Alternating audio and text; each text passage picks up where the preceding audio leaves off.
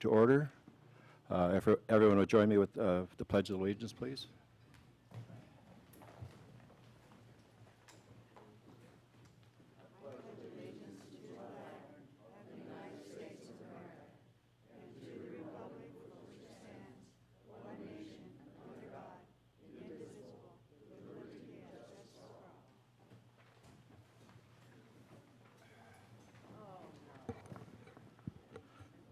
Let the record show you that we have a quorum.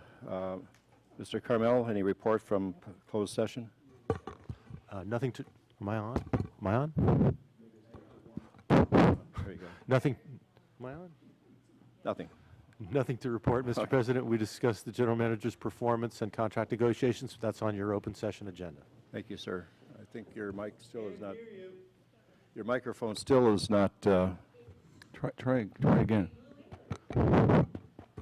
Me. No? you got it? Oh, should I do it again? There's nothing to report. Okay. Thank you. Special report, Sheriff's Department.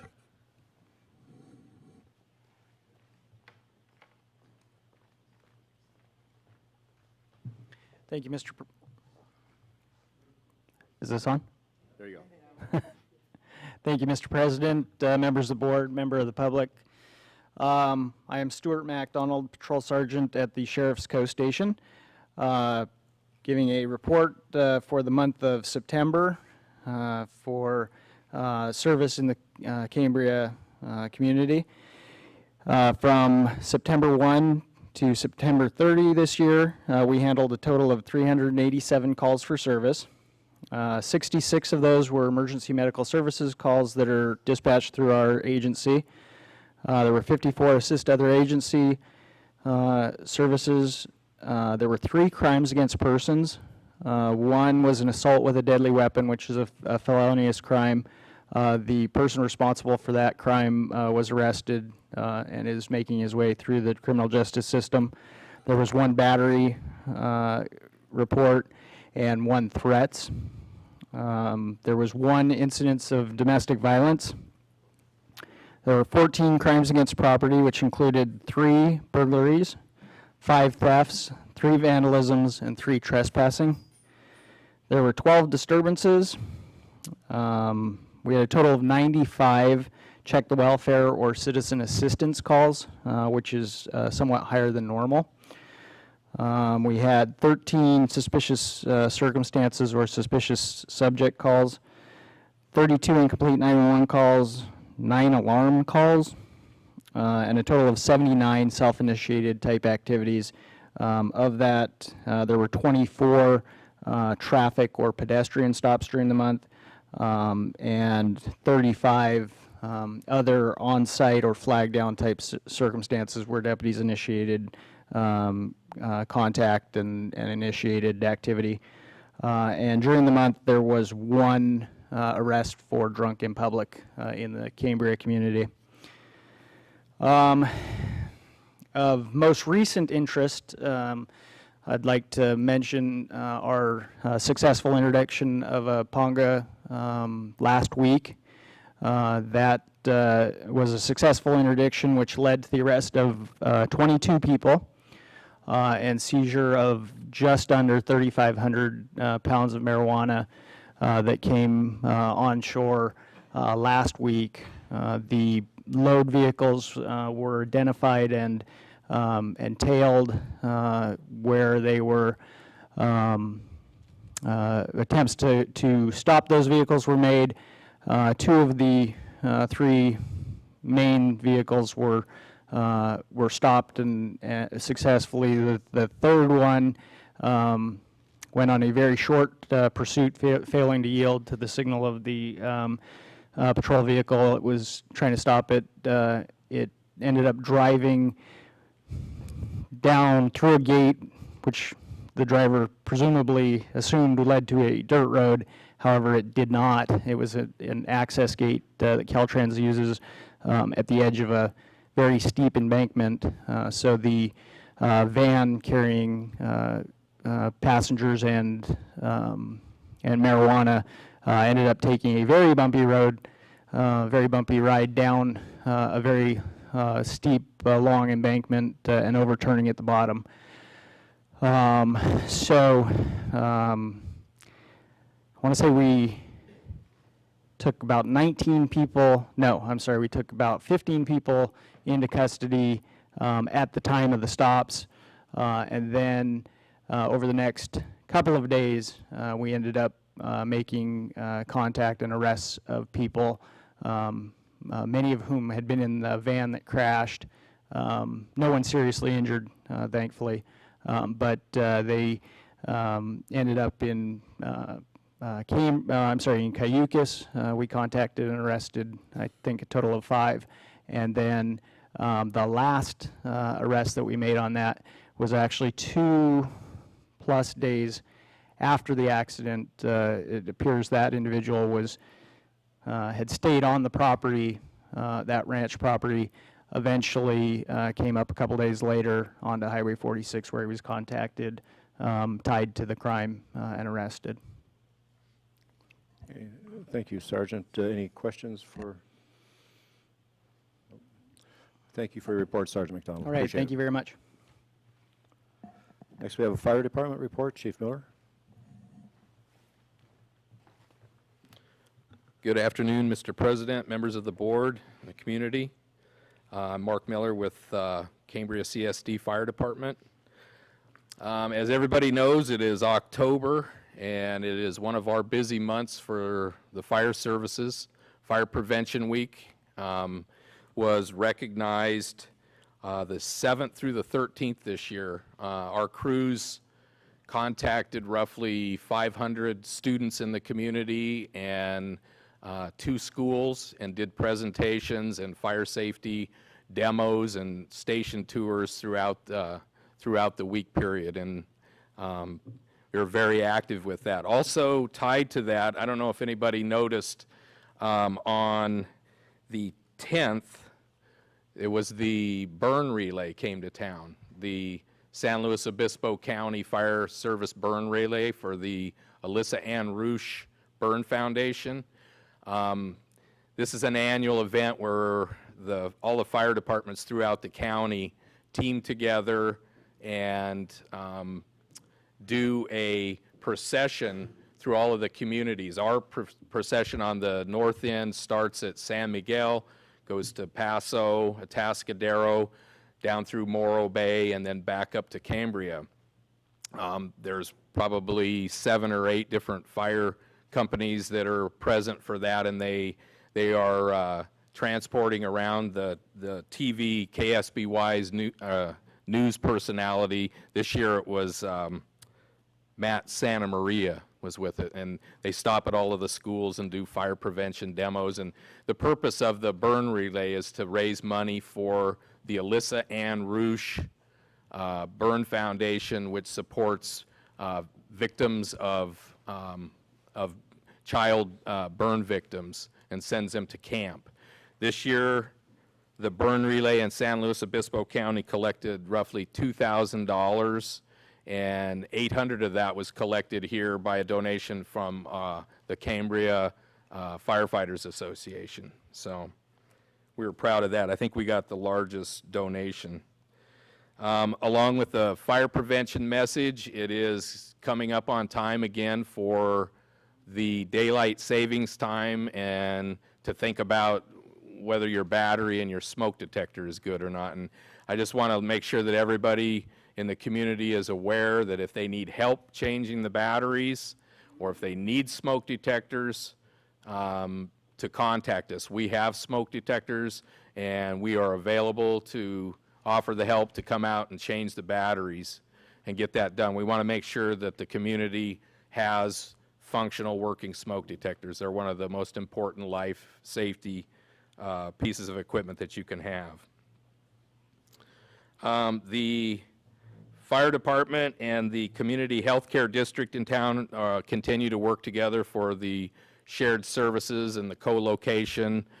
We had a very productive meeting at LAFCO to discuss some of the hurdles of trying to make that come together, and the legal team for the healthcare district and CCSD are working together to try to draft an agreement up to try to make that happen.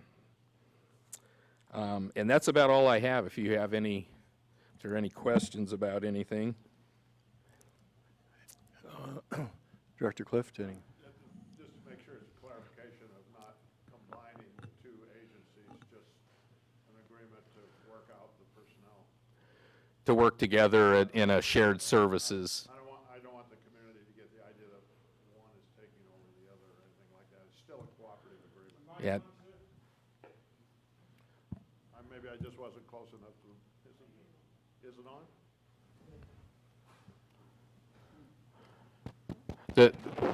The point that Director Clift is making is that it's not a takeover or a elimination of one of the two agencies or districts. It is a cooperative agreement for the two to work together to provide services in a more expeditious and efficient manner, and possibly co-locating the two agencies. But it's not a dissolving of one district or the other. It's an agreement to work together better. Okay, with that, thank you, Chief Miller. We have no presentations today. Moving on to agenda review, additions, deletions, and pulled consent items. I'd like to say, first of all, that I have moved the agenda item for public comment on items not on the agenda back behind the regular business. And the reason for this being that people that are here on specific agenda items will have the opportunity to hear that before we get into the miscellaneous comments that are pertinent to items not on today's agenda. So hopefully that will be fair to everyone that's here, and we can move expeditiously to those items. And that does not preclude anyone from speaking on every item and on the public comment item later on in the agenda. With that, members, any consent items to be pulled?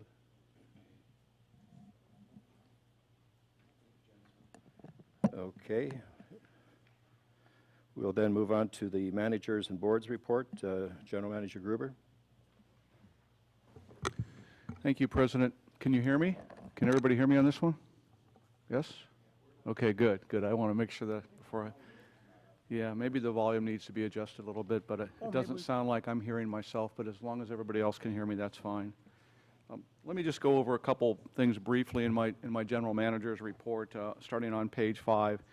Staff, we continue to closely monitor the production records, production well levels, and monitoring wells within of our wells and the WBE well. I just really want to thank the water department and the wastewater department for keeping a really close eye on the system. I looked at the production figures from September 19th to October 7th from 2007 to 2013 to see if the recent watering outdoor restrictions imposed by the board resulted in less water being produced. In 2007, from September 19th to October 7th, the district pumped approximately 37.5 acre-feet of water. In 2008, during that same time frame, the district pumped about 40 acre-feet. In 2009, the district pumped right around 40 acre-feet again. In 2010, from the same time period, we pumped about 42.5 acre-feet. 2011, we ran about almost 40 acre-feet, and in 2012, we ran about 41 acre-feet. This year, from the time the restrictions were put on, from September 20th to October 7th, we pumped 36.25 acre-feet, which was the lowest amount that we pumped in 7 years by about 2 acre-feet. And then I forwarded the board some more information I thought would be helpful. From October 7th to today, or till the 21st of October for the same time period starting in 2007. So I brought it forward, if you will, and just to provide the board some more information. From October 7th to October 21st, starting in 2007, it was 27 acre-feet. 2008, 31 acre-feet. 2009, 27 acre-feet. 2010, 29. 2011, 28. 2012, 31. And then again, 2013 was 25 acre-feet. So From the 19th of September to the 7th of October, it was the lowest in 7 years. And then from the 7th of October to the 21st of October, it was the lowest in that 7-year period. So I don't necessarily want to draw a hypothesis from that or say that it's directly proportioned to the outdoor irrigation. I just want to make a statement that since the board took action in September at their board meeting to the 24th of this month, it's the lowest production records going back to 2007. So I thought I would take a 6 or 7 year period. A few other things. I'm really pleased with the amount of community involvement relating to the use of the non-potable water for outside irrigation. It's Cambria, I think, at its best. Everybody is, I see everything from gallon containers to 5-gallon containers to trash cans to a couple hundred gallon containers, so I appreciate everybody working on that. I've been in contact directly with Colonel Colton. She's the new colonel down at Army Corps of Engineers, and myself and the district engineer and one board member will plan on going down there and having a face-to-face meeting with them in December. We're moving forward with, again, several infrastructure repairs. As you know, that's kind of my mantra. That's one of the things that I really enjoy making sure that we're continuing to do. So I just listed a couple of them here that we're working on right now, and that's the SR4 connection to the sewer system, repairs to the Orlando sewer lateral. When we did our CCTV cleaning, we found 4 laterals that were literally disconnected from the main line. And so we're going to go in there and dig it up and repair those. The reason that's important is when the rains come, those systems that aren't really tight will be inundated with rain and could cause sanitary sewer overflows like we've had in the past. We're in the process right now of raising and repairing about 25 manholes. Some of those manholes were in Fern Canyon and some of those manholes were in Strawberry Canyon. They've kind of got covered up by Mother Nature over the years, so we've cleared those away and we're repairing those. If you walk down Moonstone Beach, like I do almost every day, you'll see a couple of them, 3 or 4 of them that were repaired in the last week. Repairs to the sewer line on Dovert Court. There's only 2 houses on Dovert Court up there, but when we did the CCTV cleaning, we found out that the line was crushed, or at least in really bad shape, so we need to do an immediate repair on that. We're also going to be improving the mechanical joints, the emergency bypass, and repositioning and replacing and installing check valves at Lift Station B. Lift Station B is the town's main lift station. It's behind Huntington, and there's 2 or 3 phases that we want to do. So we're going to have DeChance come in there and do some immediate repairs on that, replacing some of the valves. Luckily, the valves were purchased last fiscal year. We'll continue to work with the county collaboratively on some erosion-related issues. You know, we don't have land use authority. That's the county's responsibility, and there has been some instances where runoff has affected our infrastructure, specifically on Piney Way. And Piney Way is our main distribution line that runs from the rodeo grounds up into the higher elevations in Cambria, and that line has been exposed because of erosion and because of drainage not being properly maintained by the county. So we're working with them, and they've seemed to be receptive. There's a couple other areas that have inundated our infrastructure and have eroded underneath our piping, and we're going to be asking them to resolve that so we can get those corrected. Schemmel Park irrigation is down to once a week, and Coast Union School has also reduced their irrigation at their facility at the high school. I distributed a Phase 1 wastewater audit to the board done by Phoenix Engineering, John Turner, and what it did is it looked at all of our lift stations and it evaluated what needs to be done, and so I've provided that to the board. It is a public document. If anybody would like a copy of that, just let me know, and I'll be more than happy to get that to anybody who wants it. Mr. Gruber, maybe you could put that on the website? Yeah, we'll put that on the website. I'll have Monique make a copy of that. We've taken all of our maps. I'm sorry I'm rambling on, but I want to make sure that we understand all the good things that we're doing. We've taken all of our district maps and we scan them and we turn them into map books. And one of the concerns that I've heard from the residents and from the board is that in certain instances we haven't responded quick enough to shutting valves off and saving water, and why did it take so long? Well, now we have map books in the cars or the vehicles that will enable our operators, water and wastewater, when they get on scene, instead of having to go through a bunch of maps and run back to the wastewater plant or the water plant, they'll be able to look at the map books right there and identify where the valves are and identify where our underground assets are and shut the system down a little bit quicker than we have before. Let me go on to the finance manager's report on page 9. One thing I want to point out is LAIF and reserves. The way our reserves work is if we don't spend money out of our water and wastewater budget on projects that were identified within a budget year, then that money rolls over into our wastewater and water reserves. It doesn't go into our general fund reserves, it goes back into our water and wastewater reserves. And those are enterprise funds, and those funds can't be used for anything else. So as you can see, our LAIF balance, our general net worth, if you will, on page 12, has gone down from 4.1 million to about $3.88 million.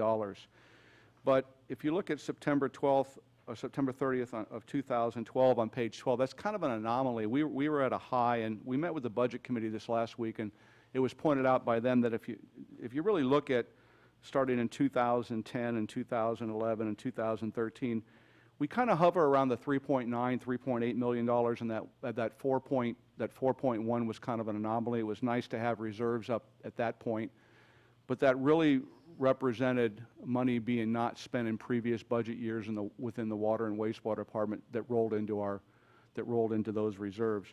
So on page 9 it says, and I just want to read a little bit. The cause of these changes is due to an increase in expenditures, specifically expenditures other than for personnel cost, other expenditures for purposes of this analysis. Within the exception of the resource conservation personnel cost, they've increased substantially because we have a full-time conservation person, or the board budgeted for a full-time conservation. Attachment 1 and Attachment 2 indicate the increase is mainly due in wastewater, water and resource conservation departments. For the wastewater, the largest single factor by far was a total of $115,659 being paid to clean, videotape, and manage 20% of the CCSD sewer pipes. There were also two unbudgeted wastewater projects totaling almost $18,000 for repair of the Fern Canyon sewer line and for manhole easements projects in Strawberry Canyon. And so those were projects that we identified when we did the first 20% of our CCTV cleaning. I'm really pleased that that's all we discovered. I think prior to them doing the CCTV testing, I was concerned that we were going to find significant infrastructure damage above and beyond these two repairs. And so once we got the first 20% done, we did find some things that needed to be addressed, but they didn't require digging up the streets and replacing a large amount of infrastructure that we just can't afford to do. For water, the largest single item was improvement to the SR4 well. The cost was $92,000. Other significant projects paid for during the time frame include approximately $17,000 for valve replacement at Brighton and Chelson, and $12,000 to replace the Stewart Street motor starter and controller, and to repair fire hydrants on Main Street at a cost of $10,964. The fire hydrant on Main Street, we've filed a claim with the person's insurance company, so we anticipate getting paid back for that in full. Let me continue on here. Page 12, we talked a little bit about reserves. Page 13, again, is our debts and when those will be paid off. Let me just go over a few things really quick. Mark talked about his fire chief's report on page 16. The utility manager's report's on page 19. That's Mike. Mike's over our water department and our wastewater department. And it's really encouraging to see that the board supports and continues to support staff on repairing our infrastructure. We've done a lot in the last couple years, and we still have a long way to go, but every month you'll see that we're replacing things that need to be replaced. It's just like your home. So continue on page 21 is the Facilities and Resources Department. That's Carlos. Carlos is responsible for this facility, the bathrooms, the skate park, our administrative building, and the entire Fiscalini Ranch. And he has just under 3 people that takes care of all that. So they do a really good job.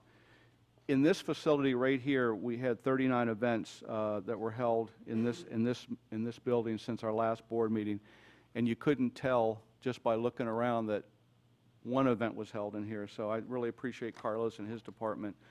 On page 22 is Monique's report, Human Resources. We have quite a few recruitments going on right now. There's some opportunities for people to come to work for the CCSD. The recruitments have gone really well.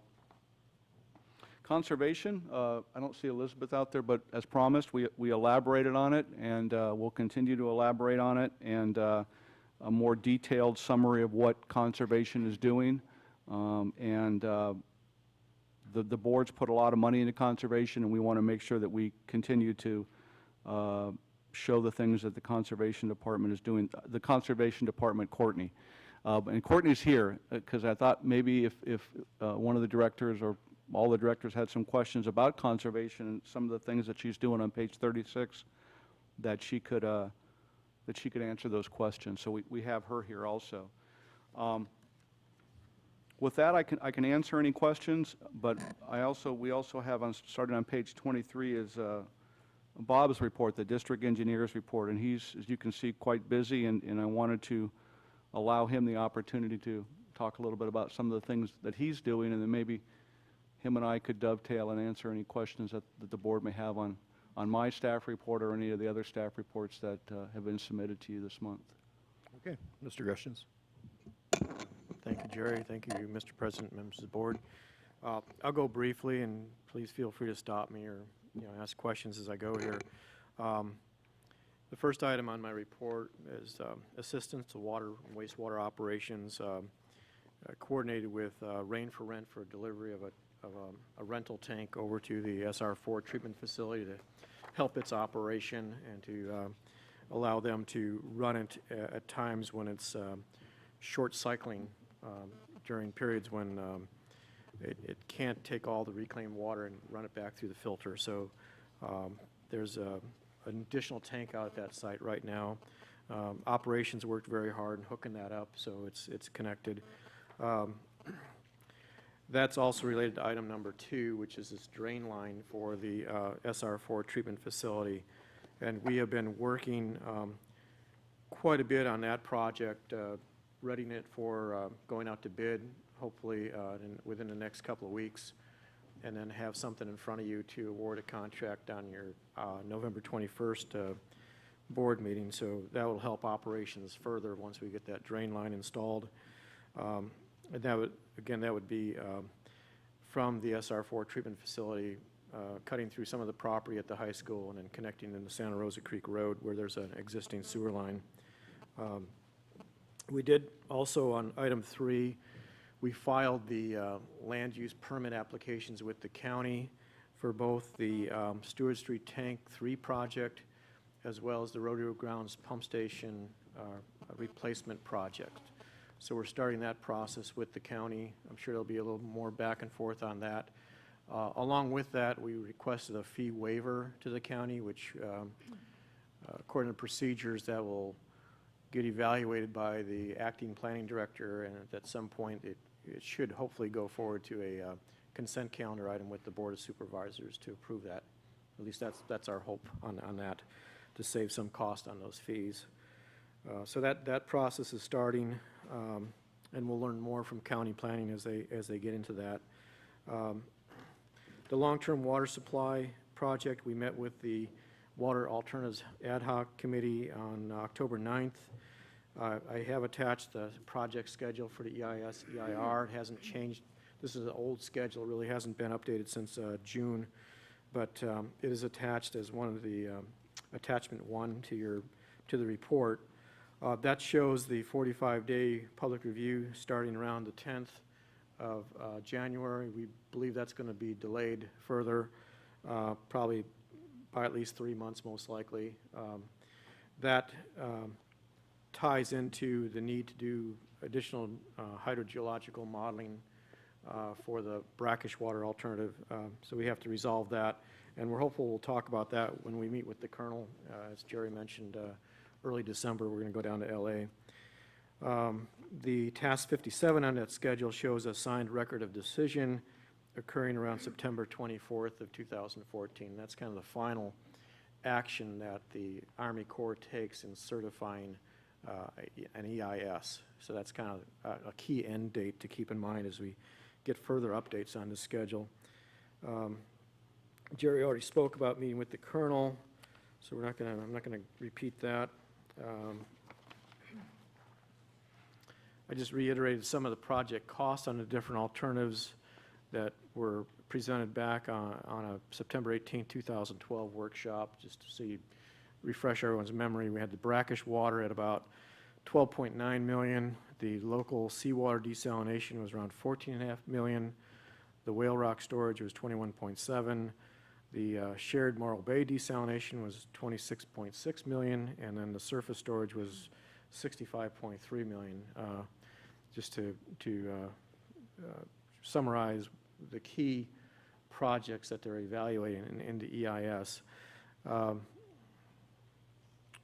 I did attach a September 24th letter that was received from them showing their financial summary as of August 31st, 2013. That showed that the federal funding left for the Corps to oversee the contracts with the prime contracts, and that's the Chambers Group doing the EIS and the CDM Smith that's doing the technical part of the project. That's $7,800 remaining, and they had $32,800 remaining from what the CSD had provided them some time ago. And that was, I think, $166,000 total at one time that was paid to them several years back. Beyond that, there was 2 remodel reviews that came through in that period of time. The last part of my report talks about well levels, and the attachments show the levels. They were improving some. They were up to about, the San Simeon levels were up to about 4.5 feet, a little under 4.57 feet. I'm sorry, I lost my page here. The most recent reports I've received from operations as of this last Monday was close to 5 feet. So we've had almost a half a foot increase since this report was produced, which is definitely a good trend. It shows the benefit of running well SR4, which operations is doing. Based on the October 15th well levels, and then using an assumed demand based on 2007, which might be a little conservatively high, we had about 135 acre-feet of supply in the San Simeon aquifer, and that doesn't include anything from the Santa Rosa aquifer, and about 119 acre-feet of demand was estimated to get to the end of the dry season, which was a theoretical date that came out of the model, which was predicted to be December 22nd of this year. So whether you believe that or not, I mean, that's what the model was telling us. Now, I went through the October 21 levels, which was just below 5 feet. It was 4.96 feet. And the estimated supply was 145 acre-feet. So it's improved by about 10 acre-feet since a week ago, or a week earlier, which is definitely a good trend. The demand for that October 21st to the December 22nd is down to 108 acre-feet. So now you got kind of differential between 145 of supply and roughly 108 of estimated demand for that period. So it's a good trend that we're on. The rest of that I won't get into much detail. I did a little comparison and contrast with the 2005 and 2007 production years, which seemed to be close to where we were at the time. The 2005 production was 741 acre-feet in comparison for the whole year, and 748 in 2007. In 2012, we did about 725 in production. So it kind of gives you a rough gauge of where we might be at the end of the year. And that pretty much concludes my report, unless you have a specific question, maybe on a particular graph or anything, which I won't get into at this time. Thank you, Mr. Greshens. Members, any questions for Mr. Gruber or Mr. Greshens? Director Berenger? Mr. Gressens, I was at a ad hoc committee meeting, and you were there too, and I forgot to reiterate to Lois Capps' office that we have been spending money within the last 5 years. I don't know if that hasn't been clearly communicated to them. I forgot at the time to ensure that we do that, because that's key to this additional funding. So I just want to remind you, if you take a note and make sure you give them a call. I know I've shared information with our DC advocate, Mike Miller of the Ferguson Group, and he's been in close contact with Congresswoman Capps' office. So he's on top of that, but I will double check. Right. I remember the conversation, and he was talking about the 5 year, but I don't think we emphasized to him that we have been spending money during the past 5 years. Yes. According to this letter, it's clear that we've been spending government money. Yes. Okay. Okay, thank you. All right, moving to member and committee reports. I have a couple Director Rice. questions. Question on page 11, which is the internal loan we were just talking, you actually were just talking about with the Army Corps. Is there a reason why we haven't paid that back? I vaguely remember a discussion of the boards a couple years back about whether or not to leave that unpaid. I mean, we owe it to ourselves, right? And we're not, it's kind of essentially an interest-free loan. Is there a reason why we haven't paid that off and kind of cleared it off of the? It was before my time, but I think I would have to go back and look at the staff report and the resolution. I don't 11. think there was specifically a plan implemented to say that we would pay it back over a certain period of time. I think that there was always the assumption, and I support that assumption, that it should be paid back to paid back to the water fund, and so that's why it continues to show there. We need money from Yeah, water. if I was to bring any kind of loan, I guess, to the board, I would always have the caveat in there through resolution that a payment plan back for it. So at some point in time, I would support looking at paying that amount back. Seems to me with all the infrastructure modifications, maintenance, and improvement, that we could use that money in the water fund pretty much right now, especially because we're still getting we're going to be getting underway with a rate study, but that's going to be a little while before that'll be able to be implemented and have that money available for that. Page 13, this looks like a new report. Is this going to be an ongoing report? It's the analysis of revenue and expenditures, July to September. I had Alan put this in only because of the amount of expenditures relating to what we've been doing for infrastructure, and I thought it would be helpful to the board. Yes, it's something that I'd like to. I'm glad to see it. I just wanted to know if it was ongoing, because it would be helpful to have more than just the single report. Be able to track it over time, I think, is all I'm saying. And I appreciate having the additional information available. And it's just at his fingertips, so I'll make a note, but it was our plans to have this continue to be a part of the board package. I appreciate that. Next page, I'm sorry, I just have sorry. On the next page, the analysis of expenditures and accounts payable. It would be helpful for me personally, I don't know how the other board members feel or how hard it would be to know if any of the revenue coming in is coming from grants. Because I know the fire department has gotten numerous grants, and I know that there's other types of grant funding out there available for things like conservation. It would be good to know when we have money coming in that's not just from taxes or rates. At this time, we don't have any revenue coming in from grants, and I think that's unfortunate. I think there's some, Yeah. I think there's some real opportunities for us as we look at this year's budget and look at next year's budget, especially relating to some of our larger projects. There's money through the United States Department of Agriculture There's funds available through Department of Reclamation and things like that. So I would also support having someone on staff, or at least hiring somebody to maybe go after those funds and identifying them, because there's so many out there, and it takes somebody that's really be able to be focused on them and to spend just their time on that. But I think it would really pay for itself. And then the conservation report, one of the things that I was hoping to have happen between the last, meeting when we enacted the resolution or the new ordinance about banning landscaping irrigation, was that we were going to address the top 25 users.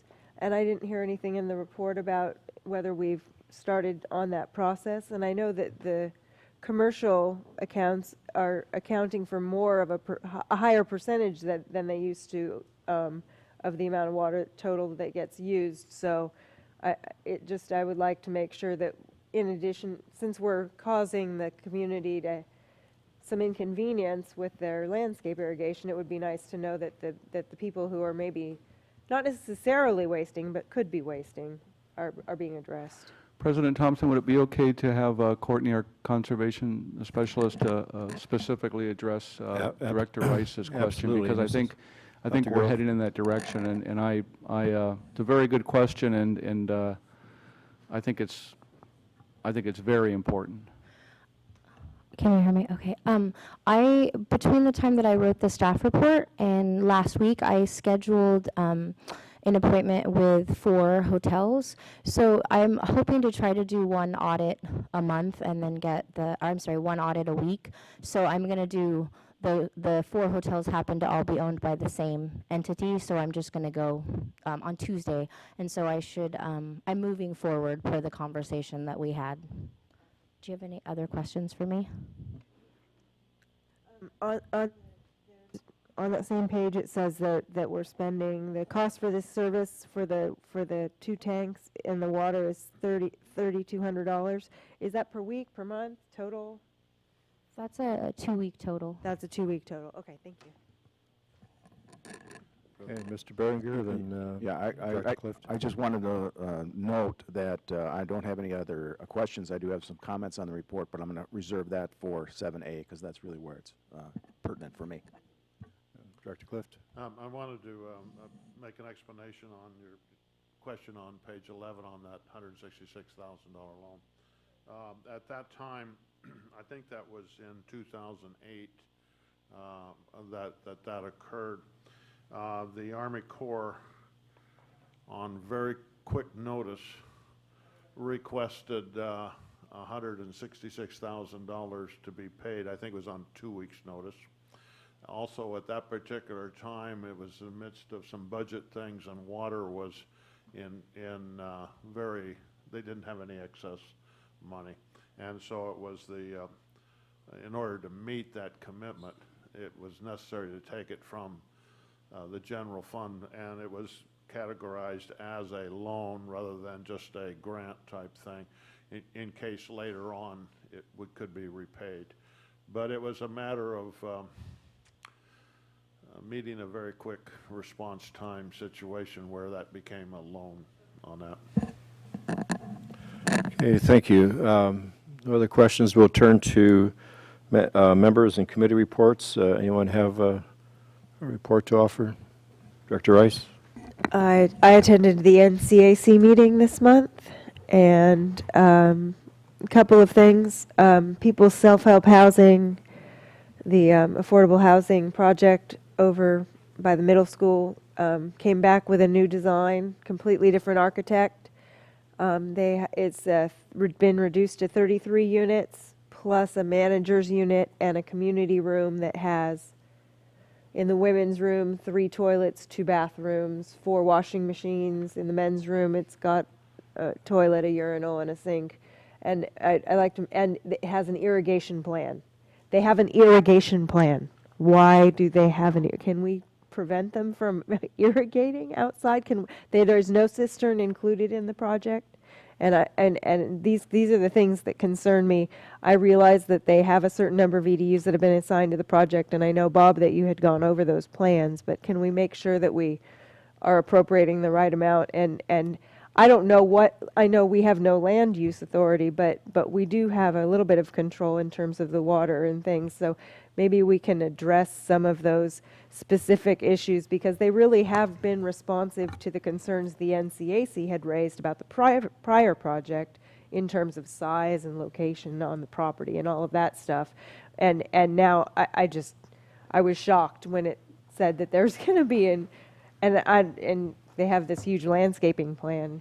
May I make a suggestion? Yeah. I think that since it's a new design and a new set of plans, and when the board approved that, there were certain conditions relating to that Right. particular project.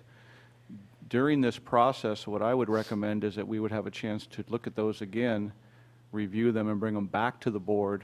Okay. I don't want to hold the project up, but if it's a different composition than what was originally proposed to the board, and the board put conditions specifically relating to the size of that project, and now it's something different, I would have more of a comfort level if we had the chance to review those revised plans, making sure that they still fall within the allocated water that they have in the EDUs, and then the board could specifically spell out the conditions in which they want to see relating to water efficiency and conservation. That would be my suggestion.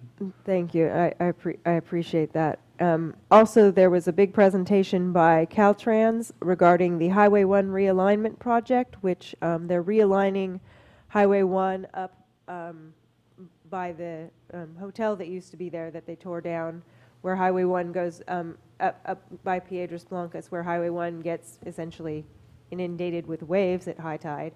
They're realigning it inland a certain amount. They have done an amazing amount of trying to incorporate the minimal amount of disturbance of native habitats and doing restorations where the road currently is. And I think it's going to solve a lot of issues that have been going on up there, besides just the fact that the road is about to fall into the ocean. So that'll be starting up probably sometime in they're hoping to get started, I think, sometime before next summer. But that was kind of an interesting presentation. I'm sure that if you're interested, you can contact Caltrans and be happy to give you more information on that. The last thing was that the Christmas market that the lodge had planned to put on, I think, has been put on hold, and the Coastal Commission has taken over the project of their own volition. So I'm not sure that market is going to happen this year. That permitting was, so they've been stalled out, essentially. The Coastal Commission is going to be looking at it. And I think that's it that I have for the NCAC. Okay, thank you, Director Rice. And the Ad hoc Shared Services Committee with the Health District met, but Chief Miller reported on that, so we won't belabor that. Director Robinette? Thank you. I just wanted, can you hear me? This has been seeming light to me today. Just to kind of call, I think, to everyone's attention, it did remind me, Director Rice, when you had talked about plans being changed at the county, and I served on the Land Use Committee for some time with NCAC, and one of our frustrations / hopes that would ever happen would be that when plans are brought into the CSD, that we in fact are taking our valuable time, energy, and effort and responding to something real. And I find time and time again, and so I just would want to bring this up, that somewhere coordination between what comes to the Land Use Committee and what passed through the CSD are the same document, the same plans, the same agreements.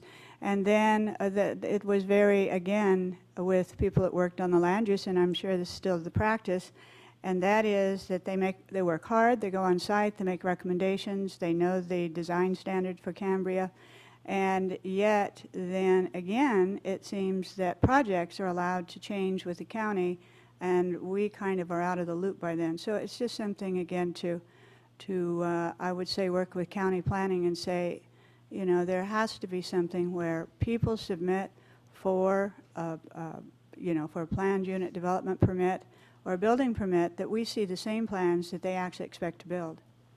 Thank you. Through Director Robinette, Director Berenger? I attended a short infrastructure ad hoc committee meeting. I think Mr. Gruber talked a bit about that. We got to look at some of the SCADA issues, the automation that's going on in SR4 and the continuous measurement of the well, the monitoring well. And we discussed a group of projects that are going to be put up on the list of infrastructure projects that need to be attended to. They're going to be looked at as far as the rate study. And probably the most significant thing was that there's a suggestion that the ad hoc committee become a standing committee. So those issues will be, all of us can discuss that, which will be very good. And it's very important. And so it'll be an additional meeting for us, an additional public meeting, but that's fine. I think that that's the most outstanding recommendation there. So we'll be seeing those particular Stewart Street Tank project, the Rodeo Grounds project, and additions to SCADA, et cetera. So that's in the future. I also attended a Water Resources committee meeting along with Director Cliff, and that's where it was decided where we go down to actually physically talk to the new colonel of Army Corps of Engineers, and we also talked about securing the funds that are going to be available to us, regardless of whether we have a $20 million project or a $2 million project. Those federal funds will be very valuable in that project. So. And if either Director Rice or Director Cliff would like to expand on those meetings, I'd feel free. Okay, thank you. I just, one other thing, I want to remind folks that the Forest Committee meets on the second Wednesday of every month at Rabobank at 6 p.m. on the second Wednesday. The next meeting will be on the 13th. I attend those meetings, and Chief Miller attends those meetings, and it's, we're trying to raise the visibility of the Forest Committee, because the Forest Committee is important for implementing the Forest Management Plan, which is part of the long-term planning involved in the local coastal program and all those county documents required in terms of our going forward with a desalination project, and all those things are, everything is, you know, so busy, so many things going on. But if you would like to be a part of the Forest Committee, if you want to help find ways to protect our forests to make sure that it stays healthy, please come to one of our meetings, because the public is more than welcome at any time. Wednesdays, second Wednesday every month at Rabobank, 6 p.m. Okay, thank you, Director Rice. Moving to item 5C, the water status update. Mr. Gruber.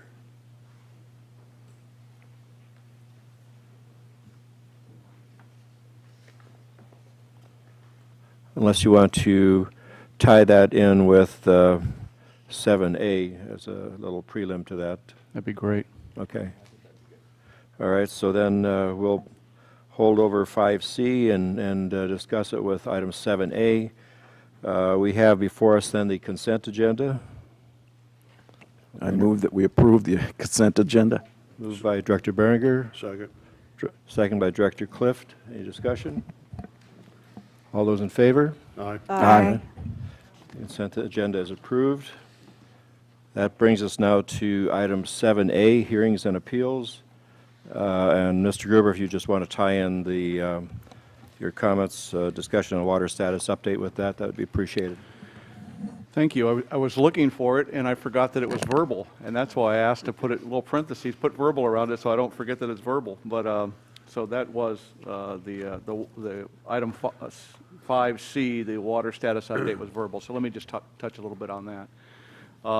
As District Engineer Robert Greshams indicated, that the San Simeon well field has come up since our time where it was down to right around 2 feet.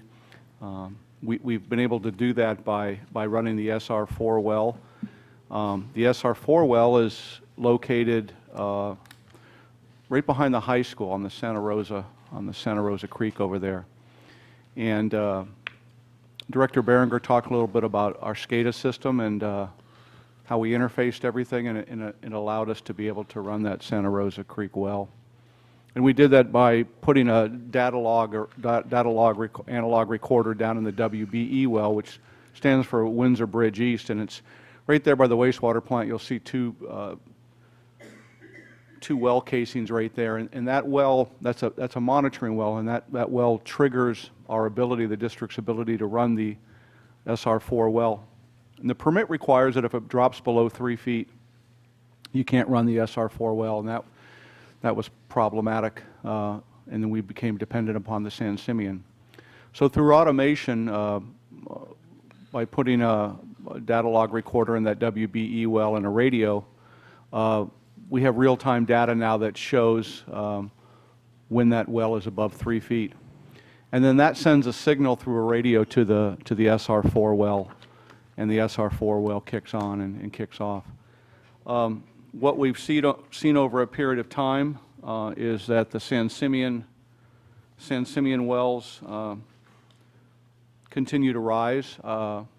They're right now at about 4.96. San Simeon well number 1, as of the 21st of this month, was at 5.48 feet. San Simeon number 2, 5.19, and San Simeon number 3 is at 4.20.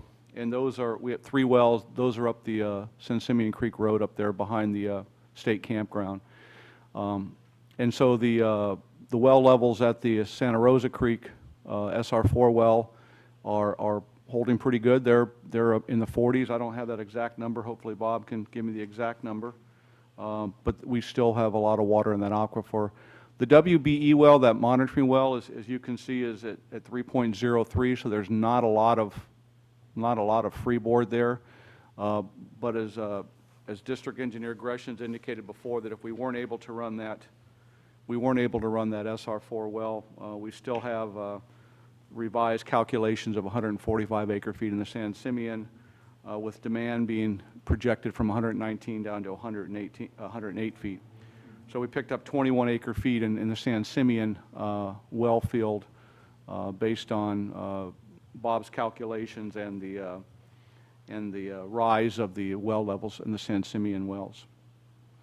So that's kind of the update, and now we could go into item 7A, and this one is a public hearing to consider resolution 42-2013 relating to adoption of revised enhanced water conservation measures and restricted use of potable water. When staff wrote this, we wanted to give the board enough flexibility to, even though in the staff report we make a recommendation that we would like to keep things in place, I think there's a willingness on staff's part to be a little more flexible than we originally indicated. And I'm looking out in the audience, and I don't see a lot of people's faces that I recognize, but I can imagine that a lot of them are here probably because they are burdened with having to water their yards manually, and that may be a challenge for them. It probably is. In my general manager's report, I indicated that we received 7 requests for waivers. I'm the bad guy, so you'll probably hear about that. I rejected, unfortunately, all of those. And some of the people that are here today will probably want to share with you their frustration relating to that. So the staff report was written in a manner that gives the board flexibility, and I did provide the board with one letter that we got, and it was from Hillary Fitzgerald and Claire Fitzgerald. They're the owners of the Seagate Nursery and Garden. And of all the correspondence that we've received from the community, this one in particular, I think, kind of summarizes the challenges that maybe some people in the community are going through. With that, I'll turn it over to District Engineer Bob Greshams, and he can elaborate a little bit more on why there's a willingness on our part to be a little more flexible than we originally indicated in our staff report. Thank you. Okay. Thank you, Jerry. We've had a number of conversations among staff in the last few days on this subject, and as we're looking through some of the data, as I mentioned earlier, the supply has improved somewhat in San Simeon just since the 15th to the 21st. We estimated the supply at about 145 now in San Simeon, and the demand, again, to this theoretical end date, which was the model's 108. So you see we've got a little bit of a cushion built up. The other factor that we've talked about is how the outdoor irrigation demands decrease, particularly during the month of November. There's a substantial drop in outdoor irrigation demands. So how much are you going to actually save in November compared to the summer months? It's going to be a percentage of a much lower amount.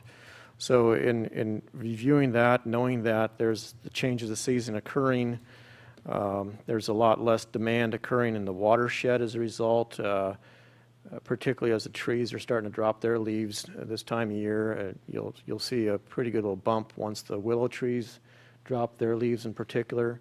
We're of the opinion that rather than have an absolute ban on outdoor watering, to come up with some intermediate step where you have an odd even once per day watering on, say, a Tuesday and a Thursday, and still maintain the non-potable tanks in the community with no charge for those people who are so inclined, so conservation-minded to go that extra step to use that water and make that available at the same time.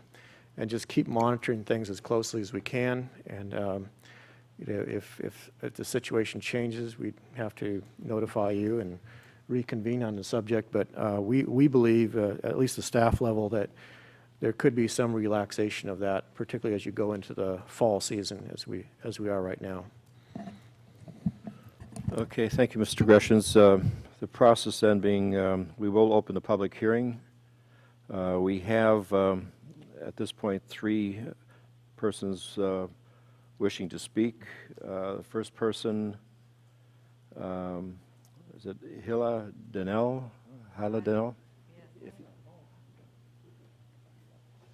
Good afternoon, board and district managers. Oh. It's green. Okay, is it green? Okay.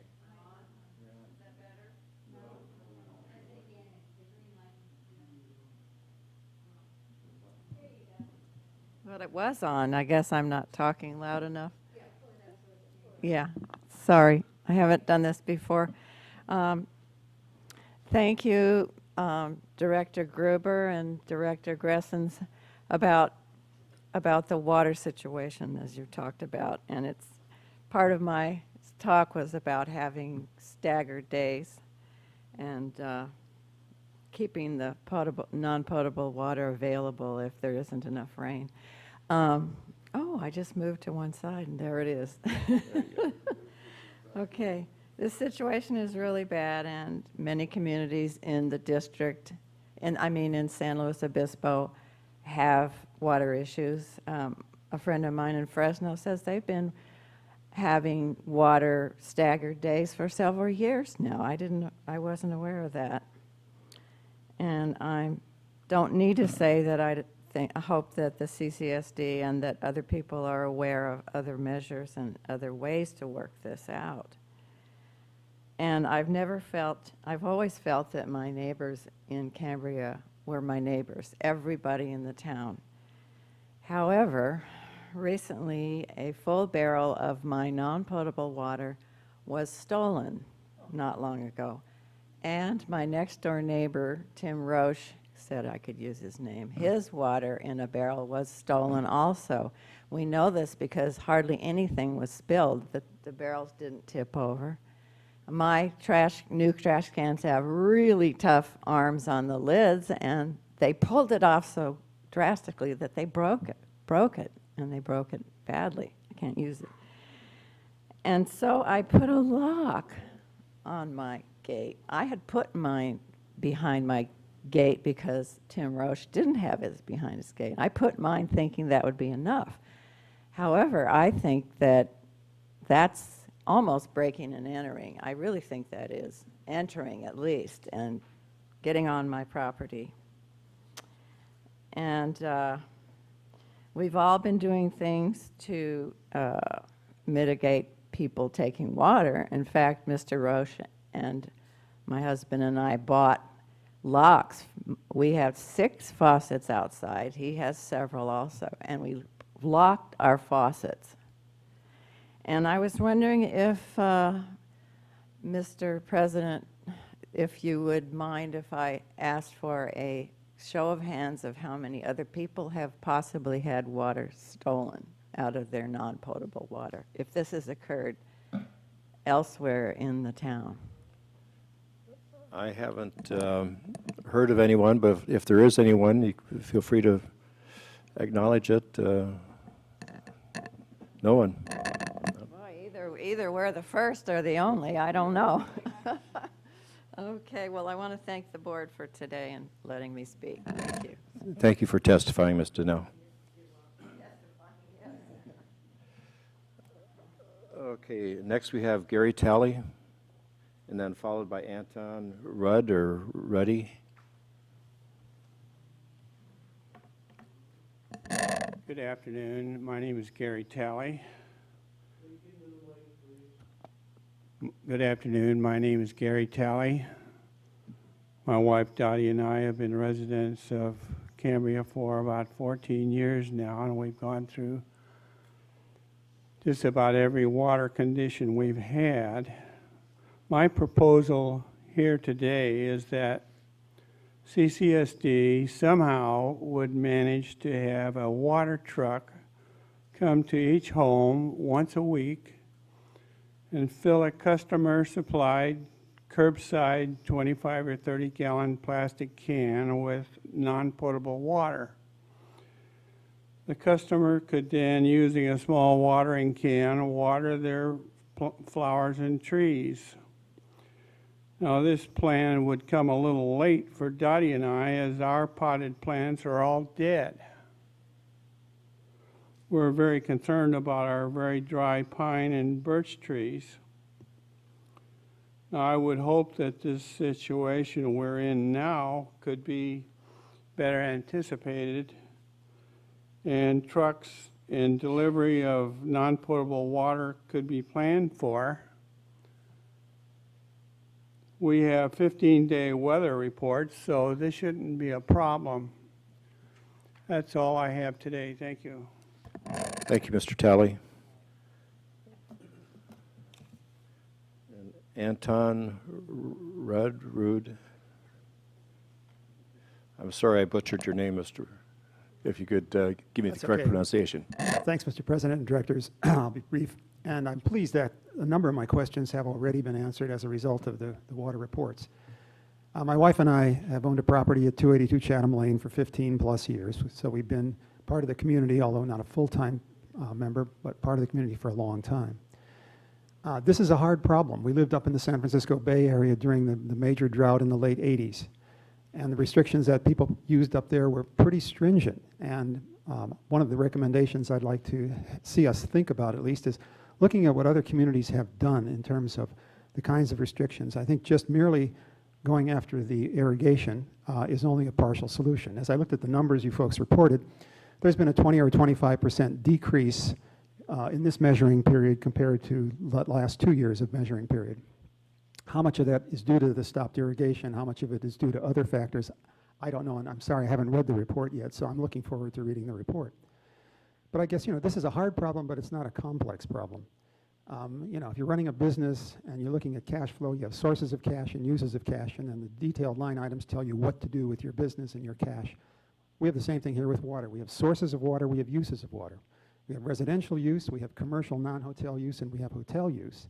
And I guess one of the things I'd like to recommend, and maybe it's part of your report, is that we take this down a level and actually look at, and I think Director Rice perhaps pointed at this, we look at what the consumption is by these various categories and just share the burden a little bit. I'd like to see the water restrictions released a little bit for the folks that have irrigation to worry about. I mean, we've planted for the most part dryscape, But nonetheless, you know, we have a few plants that would like to have a little bit of water once in a while, and I think that's probably true of a lot of the folks here. But I think there needs to be a better understanding of the uses of water here. The sources, it seems like, are fairly fixed. And what I don't know is if we have explored new wells and what the cost of those kinds of things would be, or if that's even a possibility. So maybe the sources are fixed, but the uses, it seems to me, are not. And, you know, the Culligan man showed up a few months ago, and we were talking, and he was telling me about the water usage along Moonstone. And it's enormous. At least that's what they're telling me. And I'm not suggesting that we stop the motels. I mean, that's part of the commerce of the town. But I think this needs to be a deeper solution than just saying to everybody, don't irrigate, or we can irrigate until things get bad again. I think we need a plan on a go-forward basis, which is really more comprehensive in terms of usage. And I know that all of us are conserving. You know, our toilets aren't being flushed regularly. We're being very careful with just every usage we have. The other part of my time, not in Cambria, I live in Santa Fe, New Mexico, where we get less than 9 inches of rain a year. And we're all faced with the same kinds of issues here. So running an odd even day or even a twice a week kind of watering situation, just at a minimum, seems like it's a reasonable thing to do, but not stopping there. I think it's important that we look beyond this.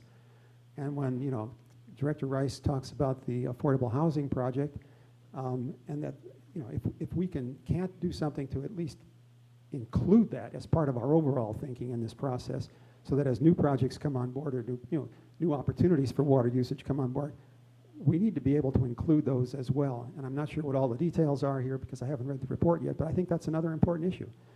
So I guess my recommendation would be, number one, we look at not just the sources, but the uses of water down a level from where we are.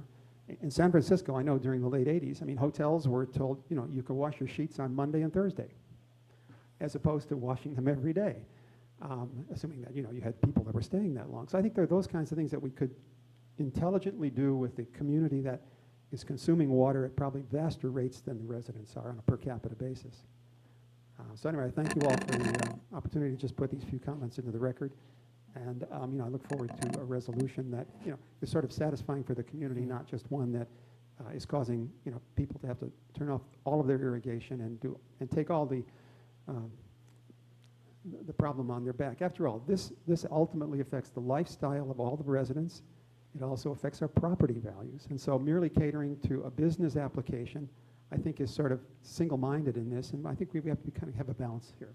Thank you.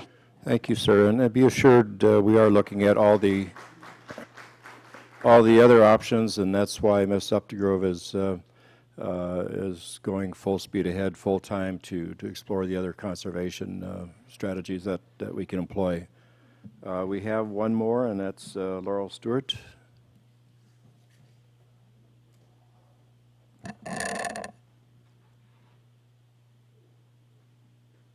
Yeah, Laurel Stewart. I'm the new chair of the Land Use Committee for the North Coast Advisory Council. And I wanted to comment on something brought up on her report at the NCAC meeting by Director Rice, and also Gail had commented on it. I may have misunderstood, but I gathered you were rather surprised about the change of plans for the affordable housing project, Cambria Apartments. And yet the packet that was submitted to NCAC by County Planning for our review by Rhea and Luker architects, the architects of the revised plan, included an intent to serve letter from CCSD for the 33 units of this reduced project. So I am concerned that when County Planning sends referrals to you, as they do to us, are you giving them a thorough review? There's a dedicated meter for the irrigation plan in the new plan that was submitted to us, and I presume was submitted to you. I would like to see you submit these plans when they're referred to you by the county to each one of the directors so that they can look them over as well. Did you receive the new plan? Bob, you want to comment on that? I just received some plans from Courtney about a day or two ago. I haven't had a chance to go through them yet. Really? We received them quite some time ago. Yeah, the revised plan. And actually, our deadline for commenting on them is coming up within a week. It's not the process. The plans that get approved by the NCAC come back before they get approved. Why are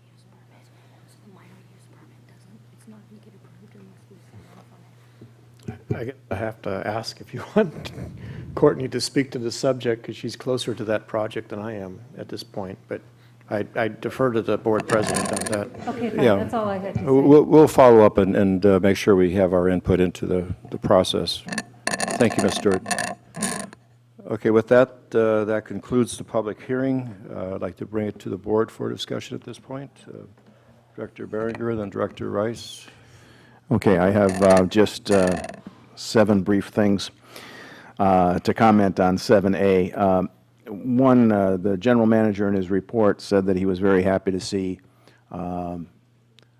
people driving around with tanks and watering their lawn and so on and so forth, or watering their plants. And I agree with him 50%. The 50% is it's nice to see that people are cooperating. On the other hand, I think it's not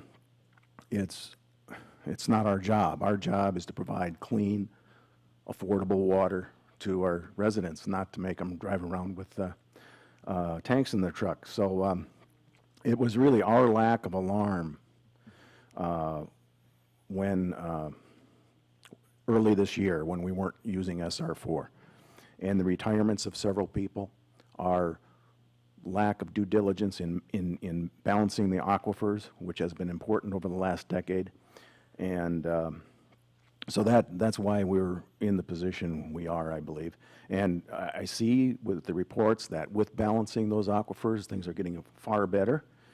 And even though I was reluctantly approved the lack of watering, now there are people have a lot of mini cisterns, so to speak, so that if they bought a tank and we're giving them a rebate for it, they have a little, even if they only have a 50-gallon one, those mini cisterns are now throughout the town. I think folks are also using those cisterns they've had. A lot of people have discovered cisterns in their property that they didn't even know they had. They were buried under a house, and now they're starting to use them. So that also attributes to the reduction in the amount of water we've been using. If I go to, and another thing, I just want to comment on the general manager's report. I noticed that he didn't approve any waivers from people. And I think that was one of the things that kind of disturbed me more than anything else, is that in the previous time when we had surcharges, no matter how good of an excuse a person had, they didn't even know there was a leak, it was repaired, and then the next day it broke again because of fault, whatever. There was never any kind of consideration of a valid waiver, and I would hope that if for some reason we don't relax these provisions, that the general manager actually look at the potential of actually giving a waiver to somebody for some hardship reason. If we go to page 24 here, where before it was, I'll just make a comment, you don't have to turn to it, but a month ago, we were looking at a 19 acre-foot deficit in the San Simeon aquifer. And that was assuming we never would be able to use the SR4 well out at the high school. And now, even if we don't use the SR well out at the high school, the San Simeon aquifer now has a 15 to 34 acre-foot surplus. That's at normal use. So I cannot see how one could justify even having any restrictions on normal use. But I hope I get a chance to comment on that a little bit later.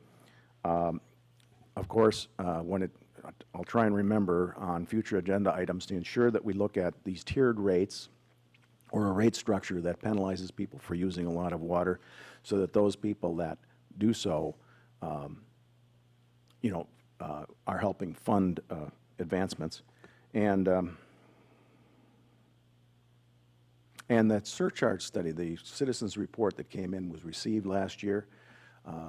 And if we were to go into surcharges, we should be perfecting that law, or perfecting that process, policy, and ordinance now, in December, when it's raining, and not wait until next August if we have an emergency that, again, keeps us from having water. So I just wanted to make those few comments.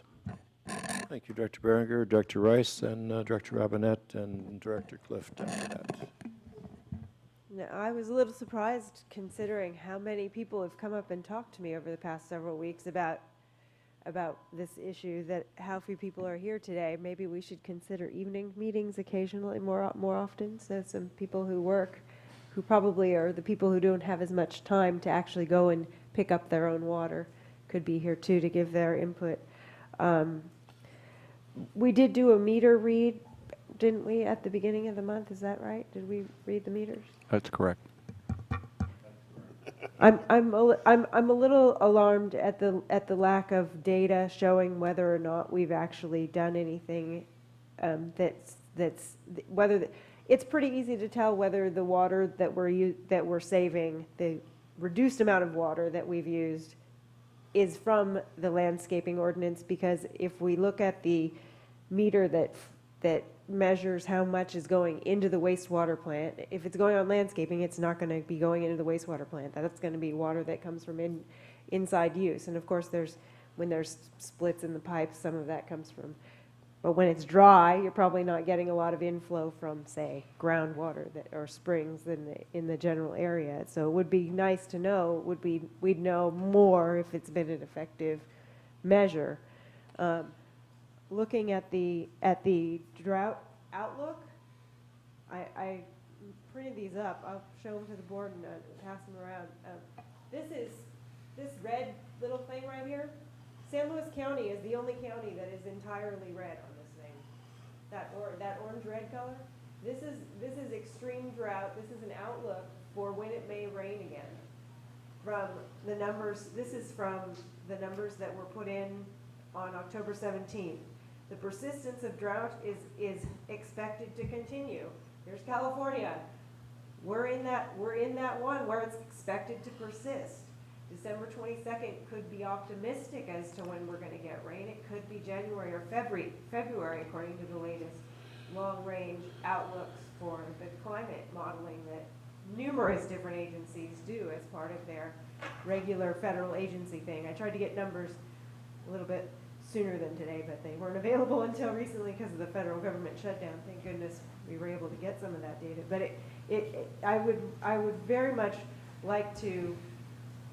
I think it's a good thing that we have the landscape irrigation ban on, and I think that we need to continue it, because if it doesn't rain, if it's March before it rains, that 35 acre-foot surplus is going to look like, oh wow, a lot of water to us probably if it doesn't rain until March. And I think maintaining, it's an inconvenience for some people, but I think the overall picture is something that we need to keep in mind, because it may rain December 22nd, in which case I'm going to be way happy if it rains before that, actually. But it may not rain until much later than that. We have less demand because the season is changing. That also means less inconvenience, more fog, less watering. So people who are going to go and get the water from the tanks that we've got available, they will have to do that less, because there's more moisture in the air, more moisture falling from the pine needles onto the plants, and so the inconvenience level is going to be going down as the weather changes some, even if it doesn't rain. I'm concerned if we choose specific days for watering. I'm concerned about the stress on the infrastructure. So if you say this neighborhood or this group on this day, well, that means a whole lot of people on that day are going to be using a whole lot more water, and there isn't anything to say that I don't have any landscaping, but let's say hypothetically, I water 3 times a week. You tell me I can water once a week, it's not too much of a logical leap to think that maybe somebody's going to put the amount that they would spend in 3 days watering, because that's how much their plants normally get. I spend a gallon on each day for 3 separate days. Why wouldn't I put 3 gallons on when I'm only allowed to water 1 day a week? Now, I am not saying that this is what's going to happen, but it concerns me, the stress on the infrastructure for specific day watering. If we're going to do that, let's make sure that our system can handle whatever we set up to do that. I also really think that the entire town shouldn't be expected to pay so that some people can have landscapes. that need water at a level above what the climate can handle. One of the reasons I moved to town is my friend Christine. I would not have moved to Cambria if she did not live here. And she uses almost no water. She's 3 people in her house, she uses almost no water, and she really wants to reduce even further. She's getting water from the tank, and she's trying to conserve water, and she wants to get a hot water circulator, so she reduces even more, because she lives here in Cambria, and she knows there's some things about Cambria that are true. Probably, every once in a while, probably every 10 years, every 12 years, it's going to be dry. You might lose some of your plants. If you've just planted them and they're not established yet, you might lose some plants. It gets dry. We go through cycles. If you live in Cambria, you want to live in Cambria. It's a beautiful town to live in. But you're not going to go grocery shopping after 9 p.m. Not in Cambria. If you want to live in Cambria, there's a certain lifestyle you adopt, and that means sometimes you have to mourn for plants that didn't make it through the drought. I'm not saying that people shouldn't be allowed to water outside, but I'm saying that some adaptation isn't necessarily a bad thing. Have we had any infractions? Has anybody been caught watering or fined? No. I have noticed, I've talked to a few people who I've seen watering, and you know, they've stopped immediately because they were like, oh, most of them, it was right when the ordinance was put in place and they just didn't know. But I've seen some sprinklers around town, and I don't want to be a tattletale, I don't want to be a rat like that, but I have talked to people and say, you know, we're trying to conserve, and I'm glad to hear that we haven't had anybody that's been fined, but that doesn't, I hope that doesn't mean that we aren't, when the guys are driving around in their trucks trying to see if they spot anything. And obviously sometimes night stuff, or if it's, you know, low to the ground drip, it's hard to tell. But I mean, I just really want to make sure that we're being fair, because everybody should be treated the same and fairly. And if people aren't following the rules, they should have the consequences of that. Especially when there's people who are following the rules and their plants are dying. You know, it's really critical to me. I just think it's kind of an important. Thank you, Director Rice. Director Robinette? Okay, thank you very much. And looking at this, there is something that's always clear to me, and what we have today is we have a call for always looking at lessons learned.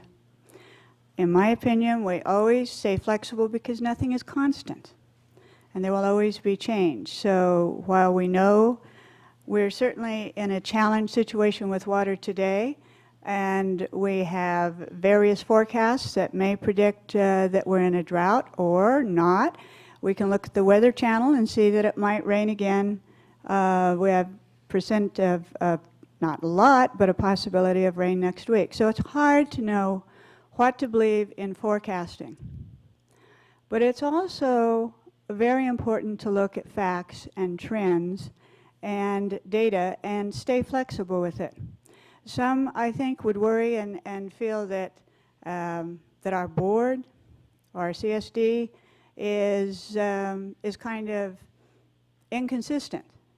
But you have to look at facts. And when I listen to staff talk about that now, with the San Simeon projection, we have 145 acre-foot, and we have perhaps a projected use of 108 acre-foot, and we have a projected possibility of rainy season starting December 22nd. It is tough to know what data do you believe and what direction do you head in.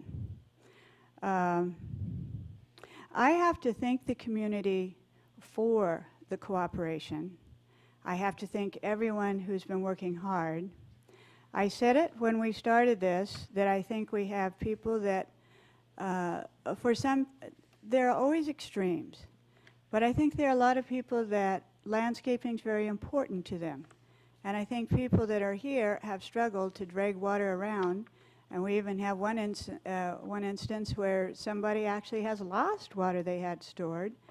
And so I have to say that for me, I look at compromise. The compromise is based on facts based on evidence, at this time, I believe looking at alternative watering days is certainly a viable thing. Now, is that to say we might come back in December and, boy, we're really tapped out and really dry? We won't know until we meet together again December 22nd or in December. November. Well, but the rainy season's December 22nd, isn't that right, Bob? Projected. Yes. Well, I mean, Bob knows. When is the rainy season? I was going to bet on the Dodgers to win the World Series too, but I think, Right. that's what the model said. December 22nd was the end of the dry season. Yeah. Okay, a lot of pressure here, Bob, now. Really, it's not to say that next month we might not see another situation. Right now, it seems that we see that we could go to an every other day. The wear and tear on the system, again, I have to look at what staff has said. They're believing that if we do a Tuesday, Thursday, and we go by odd number and even numbers, that probably would work for the system. You're away from the weekend. It was interesting. I have always wondered myself, but I have heard people say, well, you know, we use 30% of our water goes to irrigation.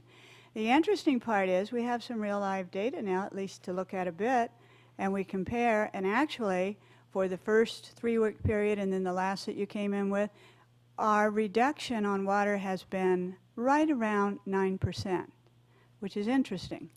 And everyone's been cooperating. So if we go back to a little bit every other, once a week, Tuesday or Thursday, we're not going to have a great impact one way or the other. I think the thing I want to look at, though, is, for me, the most important message of all here. We do have a community that cares, that's willing to cooperate, that tries to find ways to carry water around their yards. But the bigger thing to me is, it is so clear to me, and I've said it before, we need some kind of water storage. This is a good reminder that we wouldn't find ourselves in these conversations if we had a water bank, if we had water stored. When we have the rainy seasons, we need to hang on to the excess water that we're allowed to use by permit. Thank you. Okay, Director Clift. I'm kind of, I guess, in the middle on this one right now, and I'll give you a couple of situations. Who was that?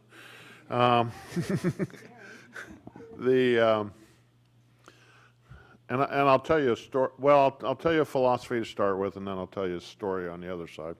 I do have a problem with a philosophical problem with the asking people to pay the cost of processing water to the level of potability, and then that water being used for non-potable or non-interior types of uses.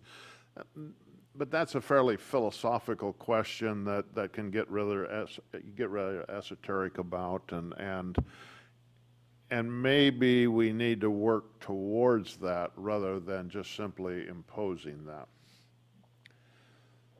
The second thing is, I'll tell you a story.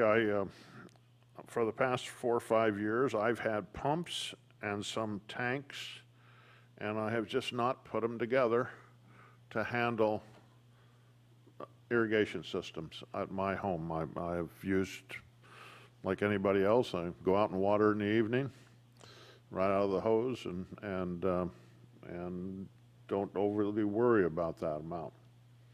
What I've learned from the band is that I don't have to water every day. And my next door neighbor, who was asking me about his irrigation system, he has very large, mature plants. And I asked him, and he said his irrigation was set to run every day. And so I said, well, turn it off, and let's see how long we can go.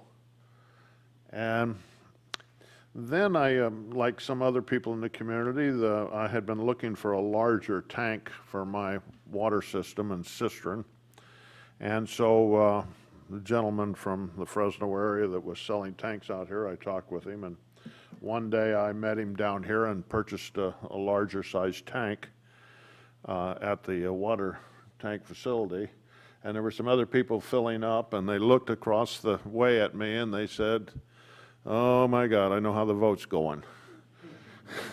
And I said, "No, not necessarily. I need to do what I needed to do to get the system up and working."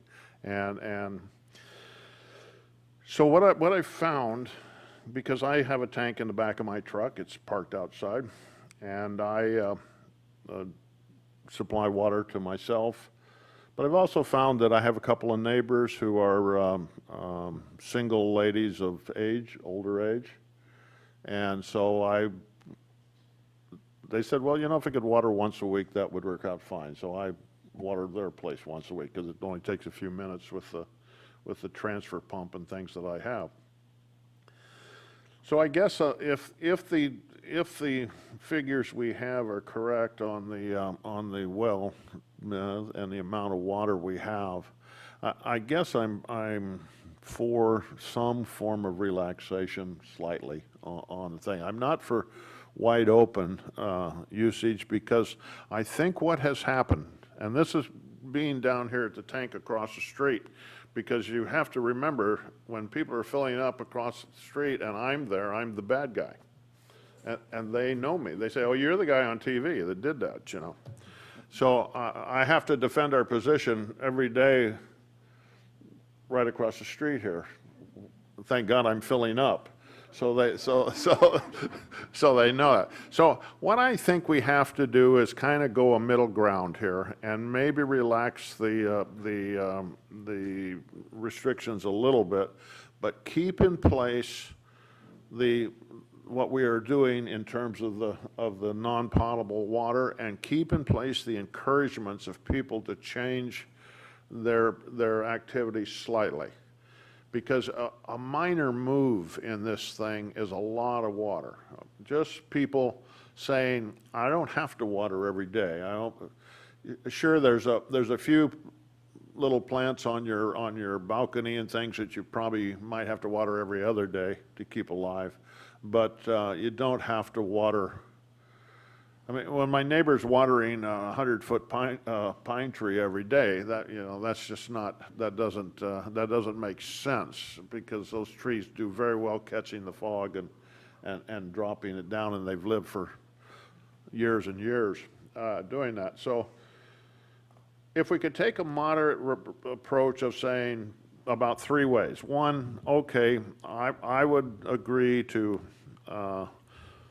open up some kind of maybe a once a week thing, so that people who don't have the ability to pump water and get it in a truck and take it and do that kind of thing, that they'd be okay if they would hold to that. Secondly, I think we continue what we're doing and the encouragement we're doing for people to change their behavior, to go to non-potable uses outside.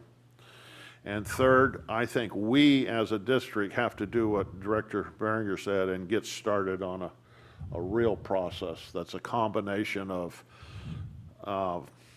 favorable rates for those who conserve, penalty rates for those who don't conserve, and probably system changes, as was recommended, where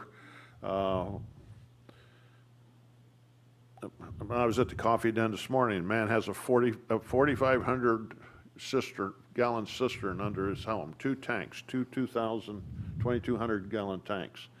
And he was saying, yeah, during the winter they fill up and we use them for a while, but if there was a delivery system,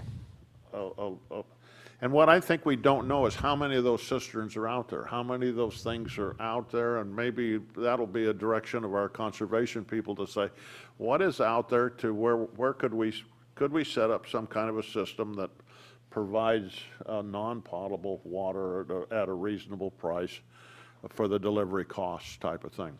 So I think it's a 3-step approach. I'm willing to relax requirements a little bit. I want us to stay very strong on what we're doing now to keep it going, and I want us to plan during the wet season for the next dry season, so that we have those things in place. We don't, you don't ask for surcharges in December. You're asking for surcharges in June if that's what's effective. So that's where I kind of stand on the situation, and I guess that tells you where I'll vote. Thank you, Mr. Clift. I can't tell stories quite as well as you, so I'll be a little bit more brief. I know that a lot of folks have different opinions as to how dry it's going to be. I saw something from Dave Hovde which suggested that December through March will be quite an active rainy period. So hopefully he's got the right analysis. I'm heartened by the response I've seen this past 6 weeks. I mean, I've got 2 buckets in the shower. I don't have a cistern, but so I'm saving what I can, and I think what it's done is to change the habits of a lot of people in terms of how they approach conservation, and I'd like to see, and I'm sure we will see, the staff really get active in terms of working with folks to reduce their use. I know that there are some, not just commercial entities that use a lot of water, but some residential entities that use a lot of water that goes almost entirely to irrigation. And those are the folks that we need to get to put something in place that will make it easier on our potable water. So I hopefully we'll continue to do so. I want us to keep the tanks in place and make it much easier for folks to access the water. I think the one across the street in the skate park is a terrific location. It's very accessible to folks in town, and so whatever we do, I'd like to see us continue that effort to help folks to do whatever they can to use that water for their irrigation purposes. So I too will support a relaxation of the irrigation ban, and I too want to receive frequent updates from staff in terms of what our situation is and how we're, what our wells look like and what our use looks like, so that we know that we're going in the proper direction here. I have one other question. Just from a information standpoint, I couldn't find it in the conservation report. How much water have we put into these tanks, both here and at the nursery? Any idea? I'll defer that to Courtney. She knows. She's keeping a pretty good track on that, but it's quite a bit. It's quite a bit. I see Windsor over there quite a bit filling those tanks up. The one that I see every day is this one. I've only gone up to the nursery a couple times, so I think Courtney would have a fairly good idea. I don't need to throw under the bus and on TV here and everything, but I think she'll come up with a really good answer, or at least pretty close, I hope. Courtney?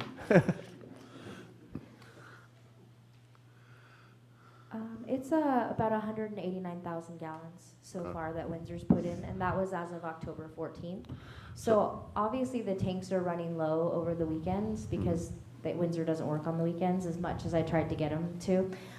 So they're filling up, they're 6,900 gallon tanks, so they're getting filled up, they're getting topped off every day, and then on Friday afternoons, they're filling in the morning, and then they're also coming back and topping off in the afternoon. So that it's, because that way people are able to get water on Saturdays a little bit easier. So that's probably close to 200,000 gallons a month. That's a big diversion, actually, isn't it? That's for almost 2 weeks, so it's probably going to be more over a 30-day. Maybe an acre foot every month that's being diverted. That's pretty good. Director Rice and Director Berger. Couple things. Sounds like most of you have made a decision already, and I'd just like to speak to this as the person that was at the Water Conservation Ad Hoc Committee, because Gail was out of town. We did have a very, very productive and long meeting regarding whether or not we should be changing the regulation and what kind of effects we're having by having that regulation in place, and what other kinds of measures need to be taken so that we can assure that we do not get to a situation where maybe all of a sudden what happens, we can't use Santa Rosa again, and then we are drawing down even faster on San Simeon than we were expecting, just like this year when pretty much it felt like all of a sudden we had no SR4, and then we're in an emergency, and with almost no notice in September, we're banning irrigation. I would not want to, as a director, come back in November or December and it's not rained, and then put the ban back on because we've lifted it right now.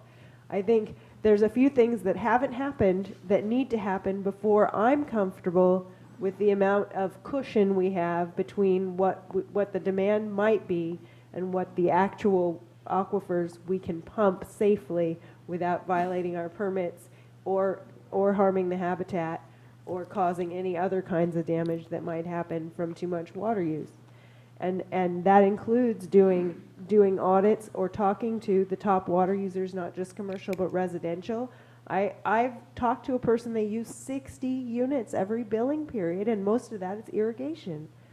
When you're talking about the top 25 users, you're talking about a number of units that's probably almost an acre foot when you add it all together. And we haven't addressed that yet, and that provides an additional cushion.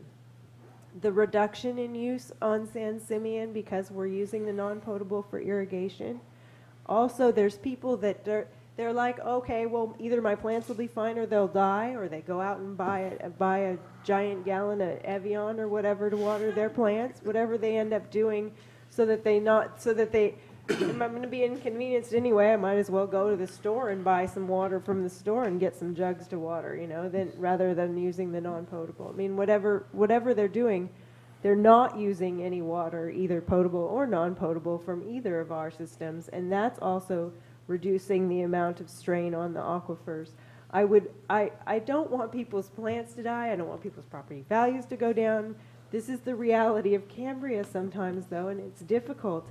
And I think that it's not making the right decision for the overall community to change this, especially since, we don't know. Not even the people that do it for a living know when it's going to rain. They just don't. It's not really possible for us to know what's going to happen. I think we're going to be putting ourselves in a much stronger position if we wait until the November meeting, because then we will have had more audits on the top users, and we will have more data to show that we are going to make it, whether it rains in the middle of December or it doesn't rain until April. I think it is premature to be lifting this.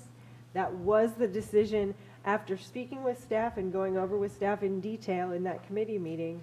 That is the recommendation that I would like to make to the board. I can't say it was the committee because Gail wasn't there at the committee to make that as a committee thing, but I urge you to not just give in to what is easier and more convenient in a situation when we could end up violating permits. We could end up putting stresses on if we do irrigation on specific days, we could end up putting stresses on our system that everybody agrees the deferred maintenance has made weaker. We could end up with broken mains because everybody's trying to water on whatever day it is that we're allowing them to water. I urge you to please reconsider, because we will be able to address it again. And for heaven's sakes, if it rains 5 inches between now and November meeting, I sure hope that the general manager would call a special meeting, that the president would call a special meeting so that we could lift the ban. This is not a good decision, in my personal opinion. I really think the board is making a mistake and lifting it prematurely. Thank you, Director Director Rice. Thank you, and I really appreciate your support for my idea of an emergency brackish water desal plant in San Simeon, because I think that is the ultimate solution. Is in times like this to have a very small brackish water cleansing RO unit, if we'll call it that, there to keep us from having saltwater intrusion, that's the ultimate decision, to have that plant there that we use maybe once every 2 or 3 times every decade in order to keep that that restriction there. I am encouraged, and maybe you didn't note that if you look at the well reports, et cetera, that in the San Simeon Aquifer, not only has the well levels gone up, but the gradient, the amount of water that we're pulling from this vast aquifer seaward of our production plants was 0. And so in theory, according to our permit, we could go 3 months without, and that was the urgency last time, is that we only had 3 months worth of time before that aquifer would be pulled out. Now it's September, or no, it's October, oh, November, that would be January 15th before we run into that issue, even if we don't use SR4 at the high school, which we have been using daily. So to me, you have to look at the facts. The facts say that we do have enough water, and we're in the business of providing water to our customers. So it's the gradient that it convinces me that isn't in dire shapes. I don't want to say that we're not in an emergency, because I do think that we should install this month or next a small, portable, 260,000 gallon a day plant to just do that. And another thing is that if we do adopt modifications to the plan, I want to make sure that we reinsert, and I think it is in the text, that we reinsert that a person has to be has to be present when irrigation takes place. This is what's happened. Not only are we starting to have people using cisterns, but we've always had in place, and very seldom, if ever, was it enforced that a person had to be there. And that's been in our code for years. And the difference is a nuance, and it's a very important nuance. If a person is out of town, they're in LA, and they have had their timers set for daily watering or bi-weekly watering or whatever, and no person was in attendance there. So if we enforce just that, if we see that sprinklers are going on a day that's not there, we can alert that owner that may not know what's going on and make sure that at least somebody is standing there, because that's in the ordinance. That's what you have to do. And if they get used to having a person standing there, be it Enrique or whoever, eventually they're going to wind up saying, well, why don't you just bring the water over for me or something? So I think that enforcing that is very important. On that, I move that we adopt a standard that has once-a-week watering with potable water, water, and we start with every Thursday. If your address ends in an even number, you can water with potable water. And if it's a Tuesday and your address ends in an odd number, that once a week time you can water with potable water. And we continue to keep all the other restrictions in place, especially making sure that a person is in attendance at all watering. That's my motion. And Director Robinette? Oh, you want to make a motion? That's a I just motion. want to make more comments. No, well, I need a second. I'll second. Director Robinette? Okay. Well, that's what I just wanted to comment a little bit. That certainly I think that we have to look at where have we gone with this over the last few weeks. What have we learned? How do we know what's going to happen tomorrow? We have ideas, we have predictions, but we'll never know until we're there. But I do hope that our community would continue to work together just on the savings that so many people have come to the meeting since last month, and we've all heard other things. Truly, the things like putting a bucket in the shower. How many people find now they find buckets in their showers that never used to? I mean, I do. Come on, raise your hand if you've got a bucket out there in your shower. Thank you. And I didn't used to do that before. Well, I won't ask more. But, you know, just even by the sink, when you're washing your hands or rinsing your hands or rinsing anything, it is amazing how much water just flows down the sink all the time or in the shower. It is absolutely amazing. And so I hope those are things that we all respect and think, this is something I can do as a community member here, because we are challenged, and we do the best we can on the facts we have, and we make the best projections we can. What we're looking at here today is a minimal shift back toward some outdoor irrigation. And I have to tell you this, some people have the wherewithal to have someone come in and water for them, others do not. Some people, if if they're putting the bucket in the shower, we have a somewhat of a senior population here. I don't know if you've noticed this, but I have to tell you, for some people, it's hard to pick the bucket up and take it outside. And so we do the best we can, and I think what we're talking about here today is truly a compromise, but again, looking at some kind of backup plan, as Director Behringer has suggested, or as I've suggested, we look at the bigger picture of when are we ever going to get away from the conversation and find some way of creating some type of water bank, some type of storage, and move on from this conversation. So I appreciate sharing that with you. Director Clift. Yeah, and I want to comment on the letters that were received that the manager denied requests. Many of those letters, and one very specifically hit me, saying that they spend anywhere from 3 to 4 weekends a year in Cambria, and they were only using 6 or 7 units of water every billing period. I don't have a lot of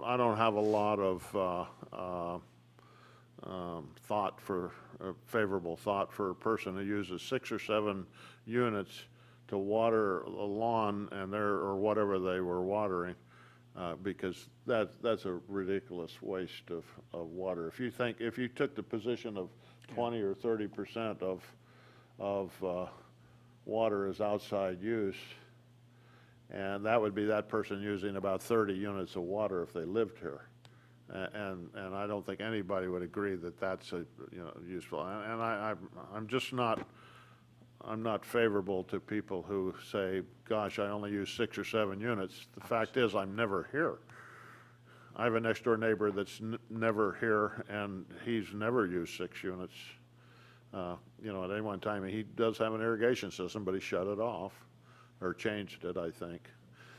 But it's, I don't have a lot of,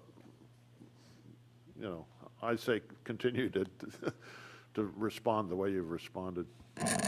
Director Rice.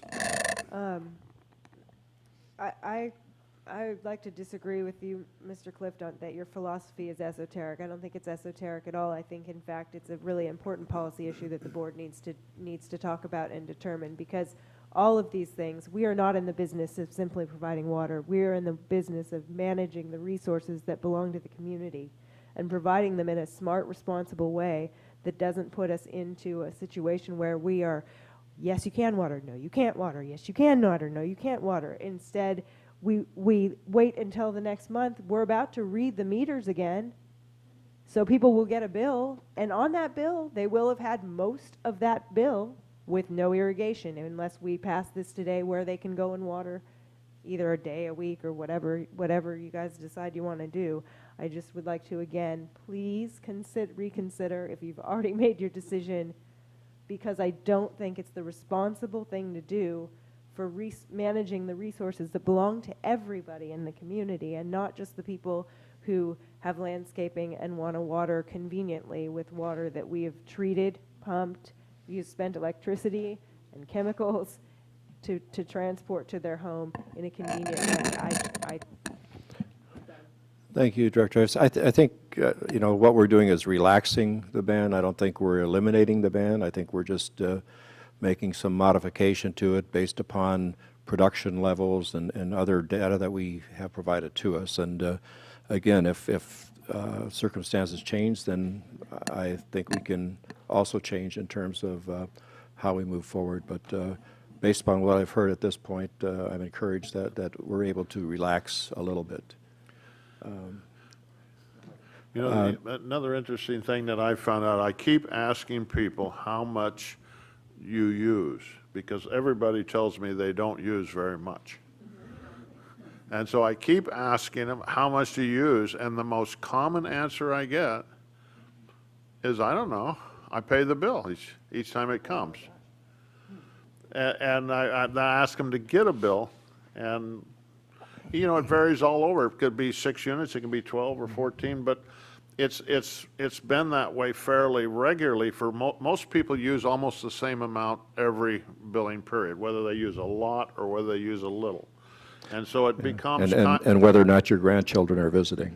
well, yeah, but your grandchildren visit every month.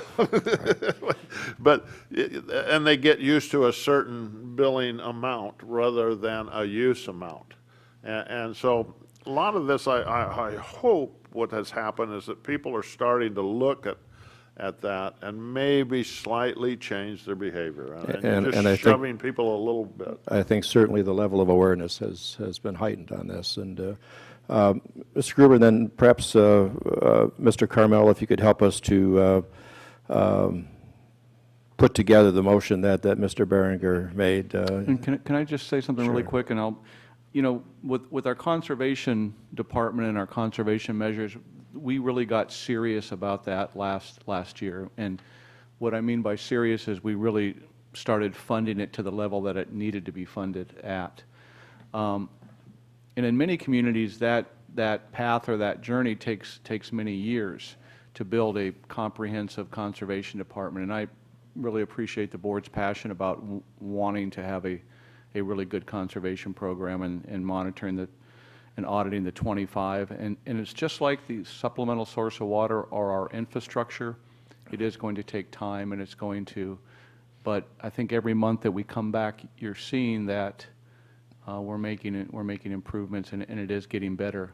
I absolutely understand that it's frustrating sometimes when you don't get the information in a timely manner, but I think what we're seeing, just like in the utility managers' reports and the engineers' report in the district my report, is that we are making progress. We're making progress in infrastructure repairs. We have a heck of a long way to go. I get frustrated with that because I want to see it all done now, but I think it's important that we continue each month to make progress, and I think that we may not have all the data that you want. We'll do our best. But if the board continues to be committed to conservation, some of the things that Director Rice has mentioned, you'll see drastic reductions in acre-foot of water being used, and nobody will have to carry buckets. And I've done this in other communities, and I've seen it happen in large scale. I mean, you're talking 10, 20, 30, 40 easily acre-feet of savings. And I know we can do that, but it's just a matter of taking the time and doing the audits and really ramping up the conservation program. So. Okay, Mr. Carmel, your understanding of the motion now, if you could. The resolution that you have in your packet parallels the language that Director Berenger indicated. I did want to note, at the risk of prolonging this discussion, car washing was not included in the original prohibition, and it's not included in the resolution that you're about to consider. And you can certainly throw it in. We actually have prepared either prohibiting it or including it in the once-a-week program that you're talking about. Again, it's I just wanted to note the fact that it's not included, and it may be insignificant, but I thought it was important to note. Let's move forward. Well, basically, inserting that prohibition on the even odd days, as with the other activities, just to insert that in there. Isn't that one of the things that's already prohibited? You can't wash your car with a blah, blah, blah. No, car washing is actually permitted. Of course, you have to use a hose that cuts off. Cuts off and right. You have to use a turn-off nozzle. I think it's clearly written. My motion stands. I have a question before the vote. I just have a question. If watering is prohibited on certain days, if somebody is watering on a day that's not that day, would the penalties that are in the current apply? Well, the penalties that are in the new resolution that you're about to adopt will apply. They're the same penalties that are currently in effect. Okay, then, we have before us, or Director Robinette, you had another comment? No? Or you're just, okay. We have before us the motion from Director Berenger, as seconded by Director Robinette, to modify the resolution that was adopted at the special meeting. Just to clarify, that's now resolution number 42, 2013 that you're moving to approve. Okay, very good. Call the roll. Vice President Berenger, Yes. Director Robinette, Yes. Director Clift, Yes. Director Rice, No. President Thompson. Yes. So that resolution is approved. Okay, and Mr. Gruber, would you make the appropriate notifications? I assume Ms. Tanner will also provide some information on that. She's twittering or Twittering what do you call as it? we Tweeting? speak. Tweeting? See, I don't tweet. Tweeting. She tweets. Okay, thank you. Okay. Want to take a break, or you want to keep on? Let's keep going. Great. Moving to regular business, Mr. Gruber, we have one item. This is item 8A, correct, President? That's correct. Okay. Well, great. Alan just walked in. That makes me feel a little better.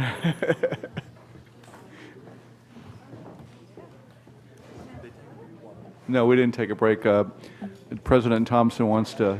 We're trucking everybody. See what I did? Nobody's listening to me. Do we still have a quorum or not? Or if I get up and walk? Yeah.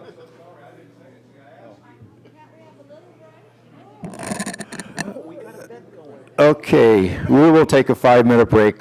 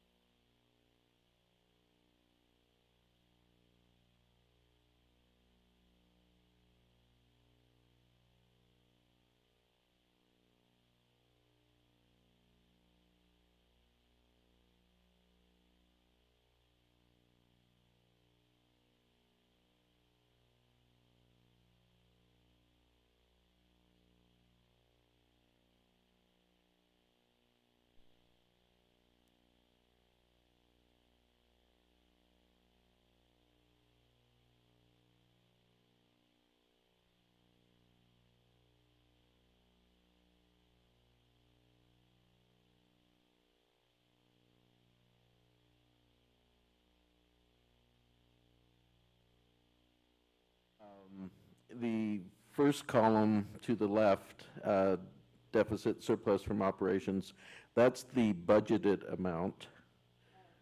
And the middle column is the actual results. It doesn't change the under/over variance column at all. Again, I do apologize for that.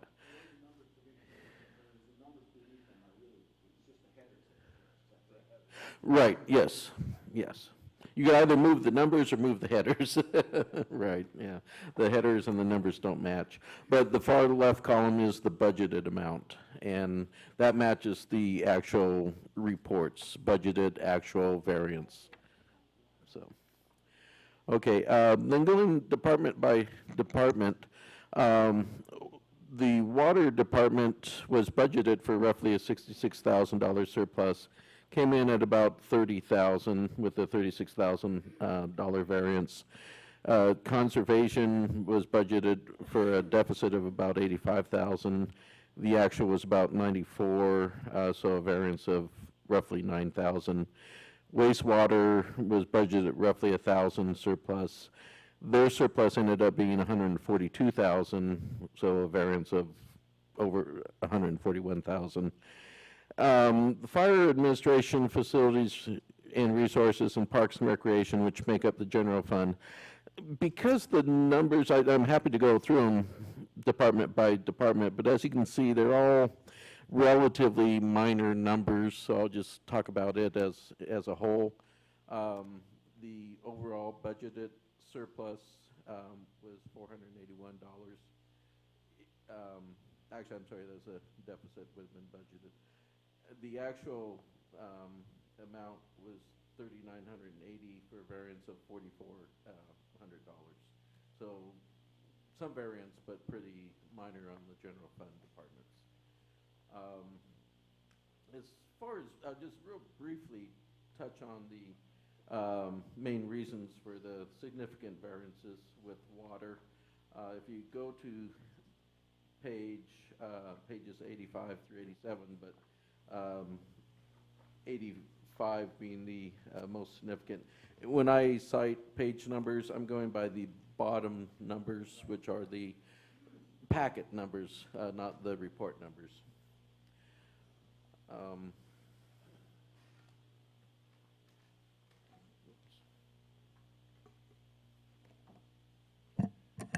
Before you go there, just a question as to why the variance on the wastewater is so great. I was going to cover that after water, yes. Yeah, definitely. The largest single factor for water, again on page 85, about the middle of the page, major maintenance, budgeted $132,000, came in at roughly $247,000, $114,000 deficit there. That is not completely, but certainly the largest single factor is the SR4 media failure that had to be replaced, and then there were other major unplanned repairs as far as that goes. Obviously, if you go throughout, virtually every line has a variance, but that one sticks out. Revenue actually came in roughly $54,000 to the good. And the other variances, for the most part, in water operations were to the good, significant ones. The one exception is maintenance and repairs delivery system. So it does get back to the infrastructure is the cause there. Conservation, the main... sure, of course. Before we go on with that, I think it's important to note that if you remember when the SR4 failure occurred, and we had an estimate of some $80 some odd thousand, the general managers perceived that they might be able to squeeze it out of the budget somewhere, and we talked about, no, maybe that ought to come out of surplus. But the fact is, they did squeeze it out of the budget, and I think that's an important, even though it's way over, they somehow got it into the budget rather than taking the money out of reserves that we had talked about, saying that that's probably a situation where you should be using reserves. Okay. Conservation, their variance, again, roughly 9,400. The largest single factor is on their salaries and wages, payroll taxes, benefits. The district engineer was not budgeted to work in conservation, but with the ramp up of the conservation program, he was pretty involved in it, especially towards the end of last fiscal year. So that, the variance in salaries and wages, payroll taxes, which is over 21,000, so more than accounts for all the variance, was the district engineer's time spent on the conservation program. And moving on to wastewater, if there's no questions, of course, this is by far the largest variance. And this, to a very large degree, is a timing matter. Again, largest single item, well, actually, capital outlay is the largest, but next largest in the variance is major maintenance, $83,000 variance there. That had to do with the CCTV, the sewer pipe videotaping and I'm cleaning. sorry, what page are you on? Oh, I'm sorry, page 90. Thank you. I'm sorry. Thank you. The CCTV, the first 20% was budgeted for last year. It didn't get up and running till very, very, very late in the year, and actually till late June. So most all the work was done in the current fiscal year. So the costs end up in this fiscal year. So it's just, it wasn't spent last year. It's, the work was done. It's just a couple months timing difference, but that's enough to throw it to a different fiscal year. The other very significant number, capital outlay, and that was, again, matter of projects that were budgeted that were not done last year. It's not that they're not important or anything, and I, would defer obviously to the general manager as far as the timing and whatnot. But it's my understanding, the staff can only, they were addressing more emergency things, and we're not able to get to these planned major items. It's not that they won't get done or not going to be getting done. It's just they weren't done in that time frame. There was a little bit more revenue than expected, and other areas were under budget, but those two factors more than account for that $141,000 variance. If you want me to talk much about the general fund, of course I will, but those variances are so minor. The one single, I'll just mention briefly, facilities resources had the highest variance. And a lot of that was stuff done to the vets hall, the foyer, the floors, whatnot, some improvements to the vets hall. But again, the numbers are pretty minor in relationship to the overall budget, any variances. On facilities and resources, how much of the revenue came from a rental of the vets hall to private parties? I know that was a new item that Okay. occurred over the year. Let's see, that's page 96. I could give you that figure. It's combined in the total Veterans Hall rent. It's not shown separately. I'd have to look it up and let you know. It was not it's less than 50%, I know, of the overall Vets Hall revenue. I'd have to look it up to give you the exact figure. I'd be more than happy to do so and provide it in the finance manager's report next month, or however you would want it reported. It'd be good to know, but even $10,000 is more than we got. Mm-hmm. In fact, that would be good, a comparison. Sure. Yeah. No, that'd be no problem at all. And we're starting to see more activity relating to that with the quinceaneros and things like that. So like anything, it's going to take a while to get the word out, but I'm pleased with the amount of private events we're having here. And then that money, Alan, you and I were talking about the amount of money we spent, and you had made a comment that Jerry McKinnon would probably be really happy. What item was that particular item? Well, I was mentioning about the middle of the page, maintenance and repairs, Veterans Hall. Came in about $5,600 higher than budgeted, but again, they were doing improvements here.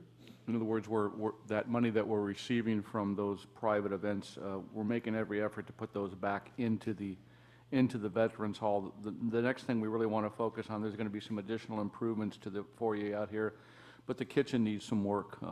If we're going to continue to have events here and have people want to rent them, we're going to have to make some improvements to the kitchen to make it more commercially compatible to be able to serve food and things like that. So that's in the works. Okay. One thing on the wastewater projects, you know, when you look at the wastewater and you say, well, there's $140-something thousand, Alan was right about with limited resources and staffing, and but we have hired one additional person for the wastewater department, and we're in the process of interviewing one other one, so we'll have the wastewater department up to speed, but also having someone assist us with project management on some of these projects. We're doing that, as I indicated in my general manager's report. So it's the little things, but those little things make a difference, and we have somebody on board now to help with those. And so hopefully we'll end this year without having money not being spent. But the 146 that wasn't spent, I'll probably be coming back to the board, as Bob indicated, with regards to the SR4 well. That's the sewer line that needs to go in out there. I'm not a real big fan of spending the reserves down, but that's a really important project. So I could come back to the board and say, well, we didn't finish these last year and it needs to be done. I don't anticipate it being that much. I've received one bid so far that I think is really high, so we're going to go out and get some more bids. But things like that, we can readdress the things that weren't done and maybe reprioritize as we move forward. So Super. Okay, questions? I have a question. Director Rice? This is on page 87, the water fund, water department. The demand supply analysis. Is that that's not the water conservation plan, right? Page 87. Yes, by the Mados. I always mispronounce that, and I apologize. Yeah, The Mados group. I thought we ended up having to pay them a little bit more than we thought we were going to. Or didn't we budget an amount that was kind of less than what we ended up spending? That was adjusted at mid-year, if memory serves. Oh, it was adjusted. So this budgeted number is adjusted from the mid-year adjustment. That's a budget. Yeah, that's the most current budget. Sorry, I'm still learning the ins and outs of budgeting. Yes, yeah. Where the numbers. If there is a change in mid-year, it would be shown there as that's again the most current budget amount. Yes. Got it. Thank you. That's really helpful for me to understand some of those little minutia that can make all the difference, especially since we're talking about adding and subtracting numbers so they come out right. President Thompson, the Budget Committee did also have a chance to meet and go over this prior to it being brought to the board meeting, and they also had the chance to review the first 3 months of fiscal year 2013 budget. And I want to thank Director Clift and Director Robinette for working with us and helping us on this. And they made some good suggestions. So we're going to keep, this is going to keep improving too, as a document that's easy to understand. Thank you, Mr. Gruber, and thank you, Mr. Lavoisier. Appreciate it. This is just a receive and file item, so there was no motion necessary, but we appreciate the update. We are moving then to item 9, which is public comment. We don't have any. Oh, we do? Oh, okay. Erwin, your eyes. Good afternoon. First of all, I want to thank you folks for doing what you do. I know it's a tough job sometimes, but somebody has to do it, and you're doing a good job. So I really appreciate that. And Jerry, you've been very good to the community and for the community. Anyway, as you remember, I chaired this Water Emergency Alternative Citizens Committee, and this was passed on to some of you. Of course, Amanda wasn't on the as a director at that time, but she was on this committee. And I think it needs to be revisited with the information that you've had to work with here recently. That would be a very good resource to include into this document. I know you're not in any so-called stage now. There's 4 stages that set the standards as far as surcharges and other things. But I really think it'd be a good time to direct some resource to this document and take a look at it. We can get the committee back together, I think, some of them anyway. And I just think it's something that needs to be done. So, and I think it'd be very helpful to you, to your staff as well. So. Thank you. Yeah, I definitely think that's a wise idea. And Mr. Gruber, do you have a copy, and could you? Yes, I do, and I'll make try sure to I'll make sure that I get you everybody a copy. But I also think it's a good idea to I think it's a good idea to get that back together, because in the last 3 years or so we've learned a lot of new things, and I think it should be revisited. I've met with John McKinnon a couple different times and gone over it, and he was on the committee also. Yeah, I think it's a good idea, because there are things that we can add and make it better. And if you could reconvene as many as possible of the original group, I think that'd be a terrific idea. I was the recording secretary, so I have all the notes and minutes and things, so you can contact me. Might I suggest that next month, just because, not that I don't mind committees, but we have an excellent presentation. It was one of those receive and files. We just received it and kind of tossed it. And if we have it, not necessarily to act on anything, but to discuss at our next board meeting, if everybody could just read it, then we'll give, if there's a committee, we can give some direction to the committee or something, and not reinvent a lot of this stuff that's already very good. So that would be my suggestion when it comes to future agenda items, that we just have a discussion of that, and then so we can move forward a little quicker. Super. And one other thing, and talking to Bob Gressens, your engineer, in fact, he did a good job today. Being an engineer myself, I like the way the numbers are looking in your, what's in the capacities for your well fields and such. But he also showed me a graph, which he didn't bring forward. It shows the actual water used for landscaping in November, December. It almost drops to nothing in that graph, particularly December. It just drops right down to, most of it's just for interior use. So, and one other thing, I think, as you know, there's thousands of acre-feet of water that goes into the ocean out of both of your creeks each year. And we need to store that somewhere.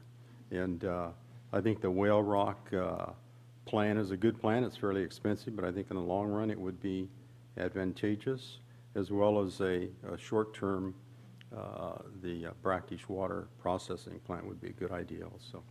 Okay. Thank you very much. Thank you for your testimony. Appreciate it. Did anyone else? Could I comment real quick? It was a break, and it was Jeff Hellman mentioned that he was concerned that we have the public comment at the end, and I don't see anybody here, but I just want, I hope that next month or during the month we can get some input on moving that. I think it was, personally, I think public comment at the end was good, because we had so many people here that were able to actually speak to 7A and not have to wait forever. On the other hand, I think we should be sensitive to some people that are thinking we're moving this around for some reason. So I'd like to get feedback on that agenda change, perhaps next month, you know, by those people that feel that it might have been, I think it was positive, but some people don't. I'd like to find out their reasons. One of the suggestions that some other agencies use is a block of time, like 20 minutes or 30 minutes, and whatever public comment it goes during that period of time, then it stops, the regular business goes on, and then you have public comment at the end. I like that compromise. It sounds good. Yeah.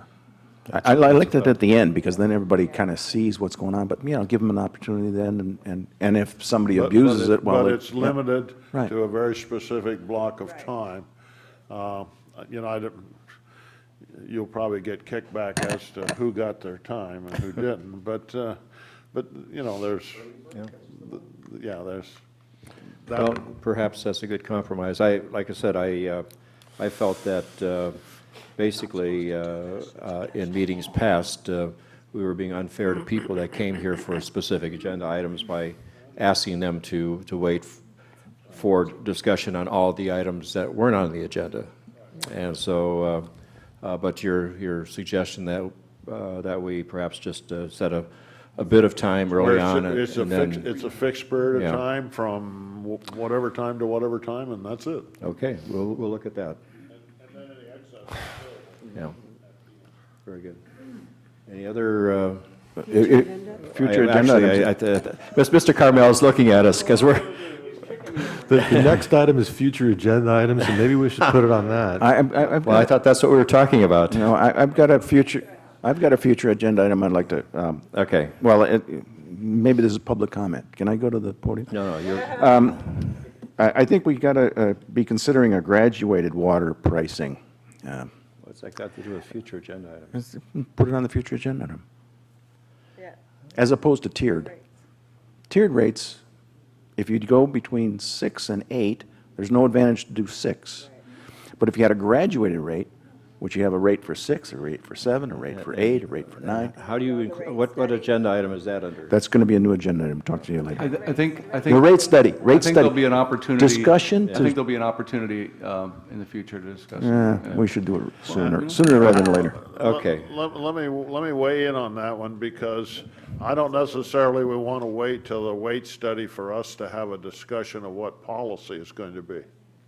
So I would take a future agenda item of what is going to be our policy about rates is an acceptable future item prior to even starting a rate study. So we don't have somebody coming in unguided and just doing something. No, I think it's an excellent idea. Okay. I have a future agenda item. Yes, ma'am. I don't know if it was added earlier in the meeting when we were talking about it at the beginning of the meeting. Making the Utilities and Infrastructure Committee, rather than ad hoc, a standing committee. I'd also like to see us consider making the conservation not an ad hoc also as a discussion for future agenda. I don't know whether the board supports it. That's what the future agenda is for.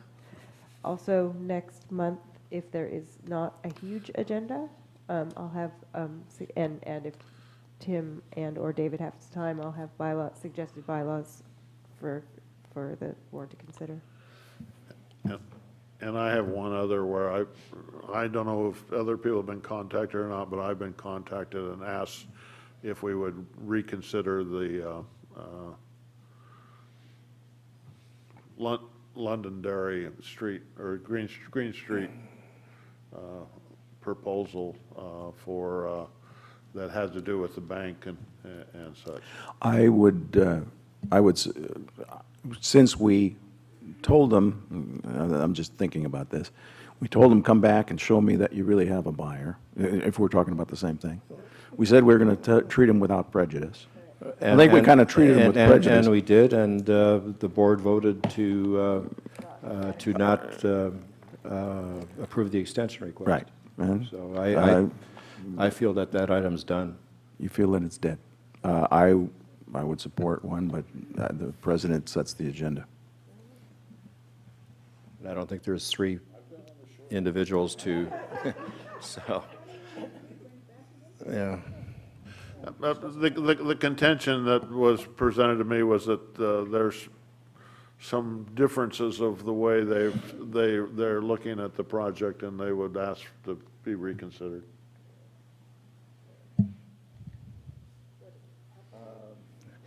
With that being the end of future agenda and discussion, we'll adjourn to closed session.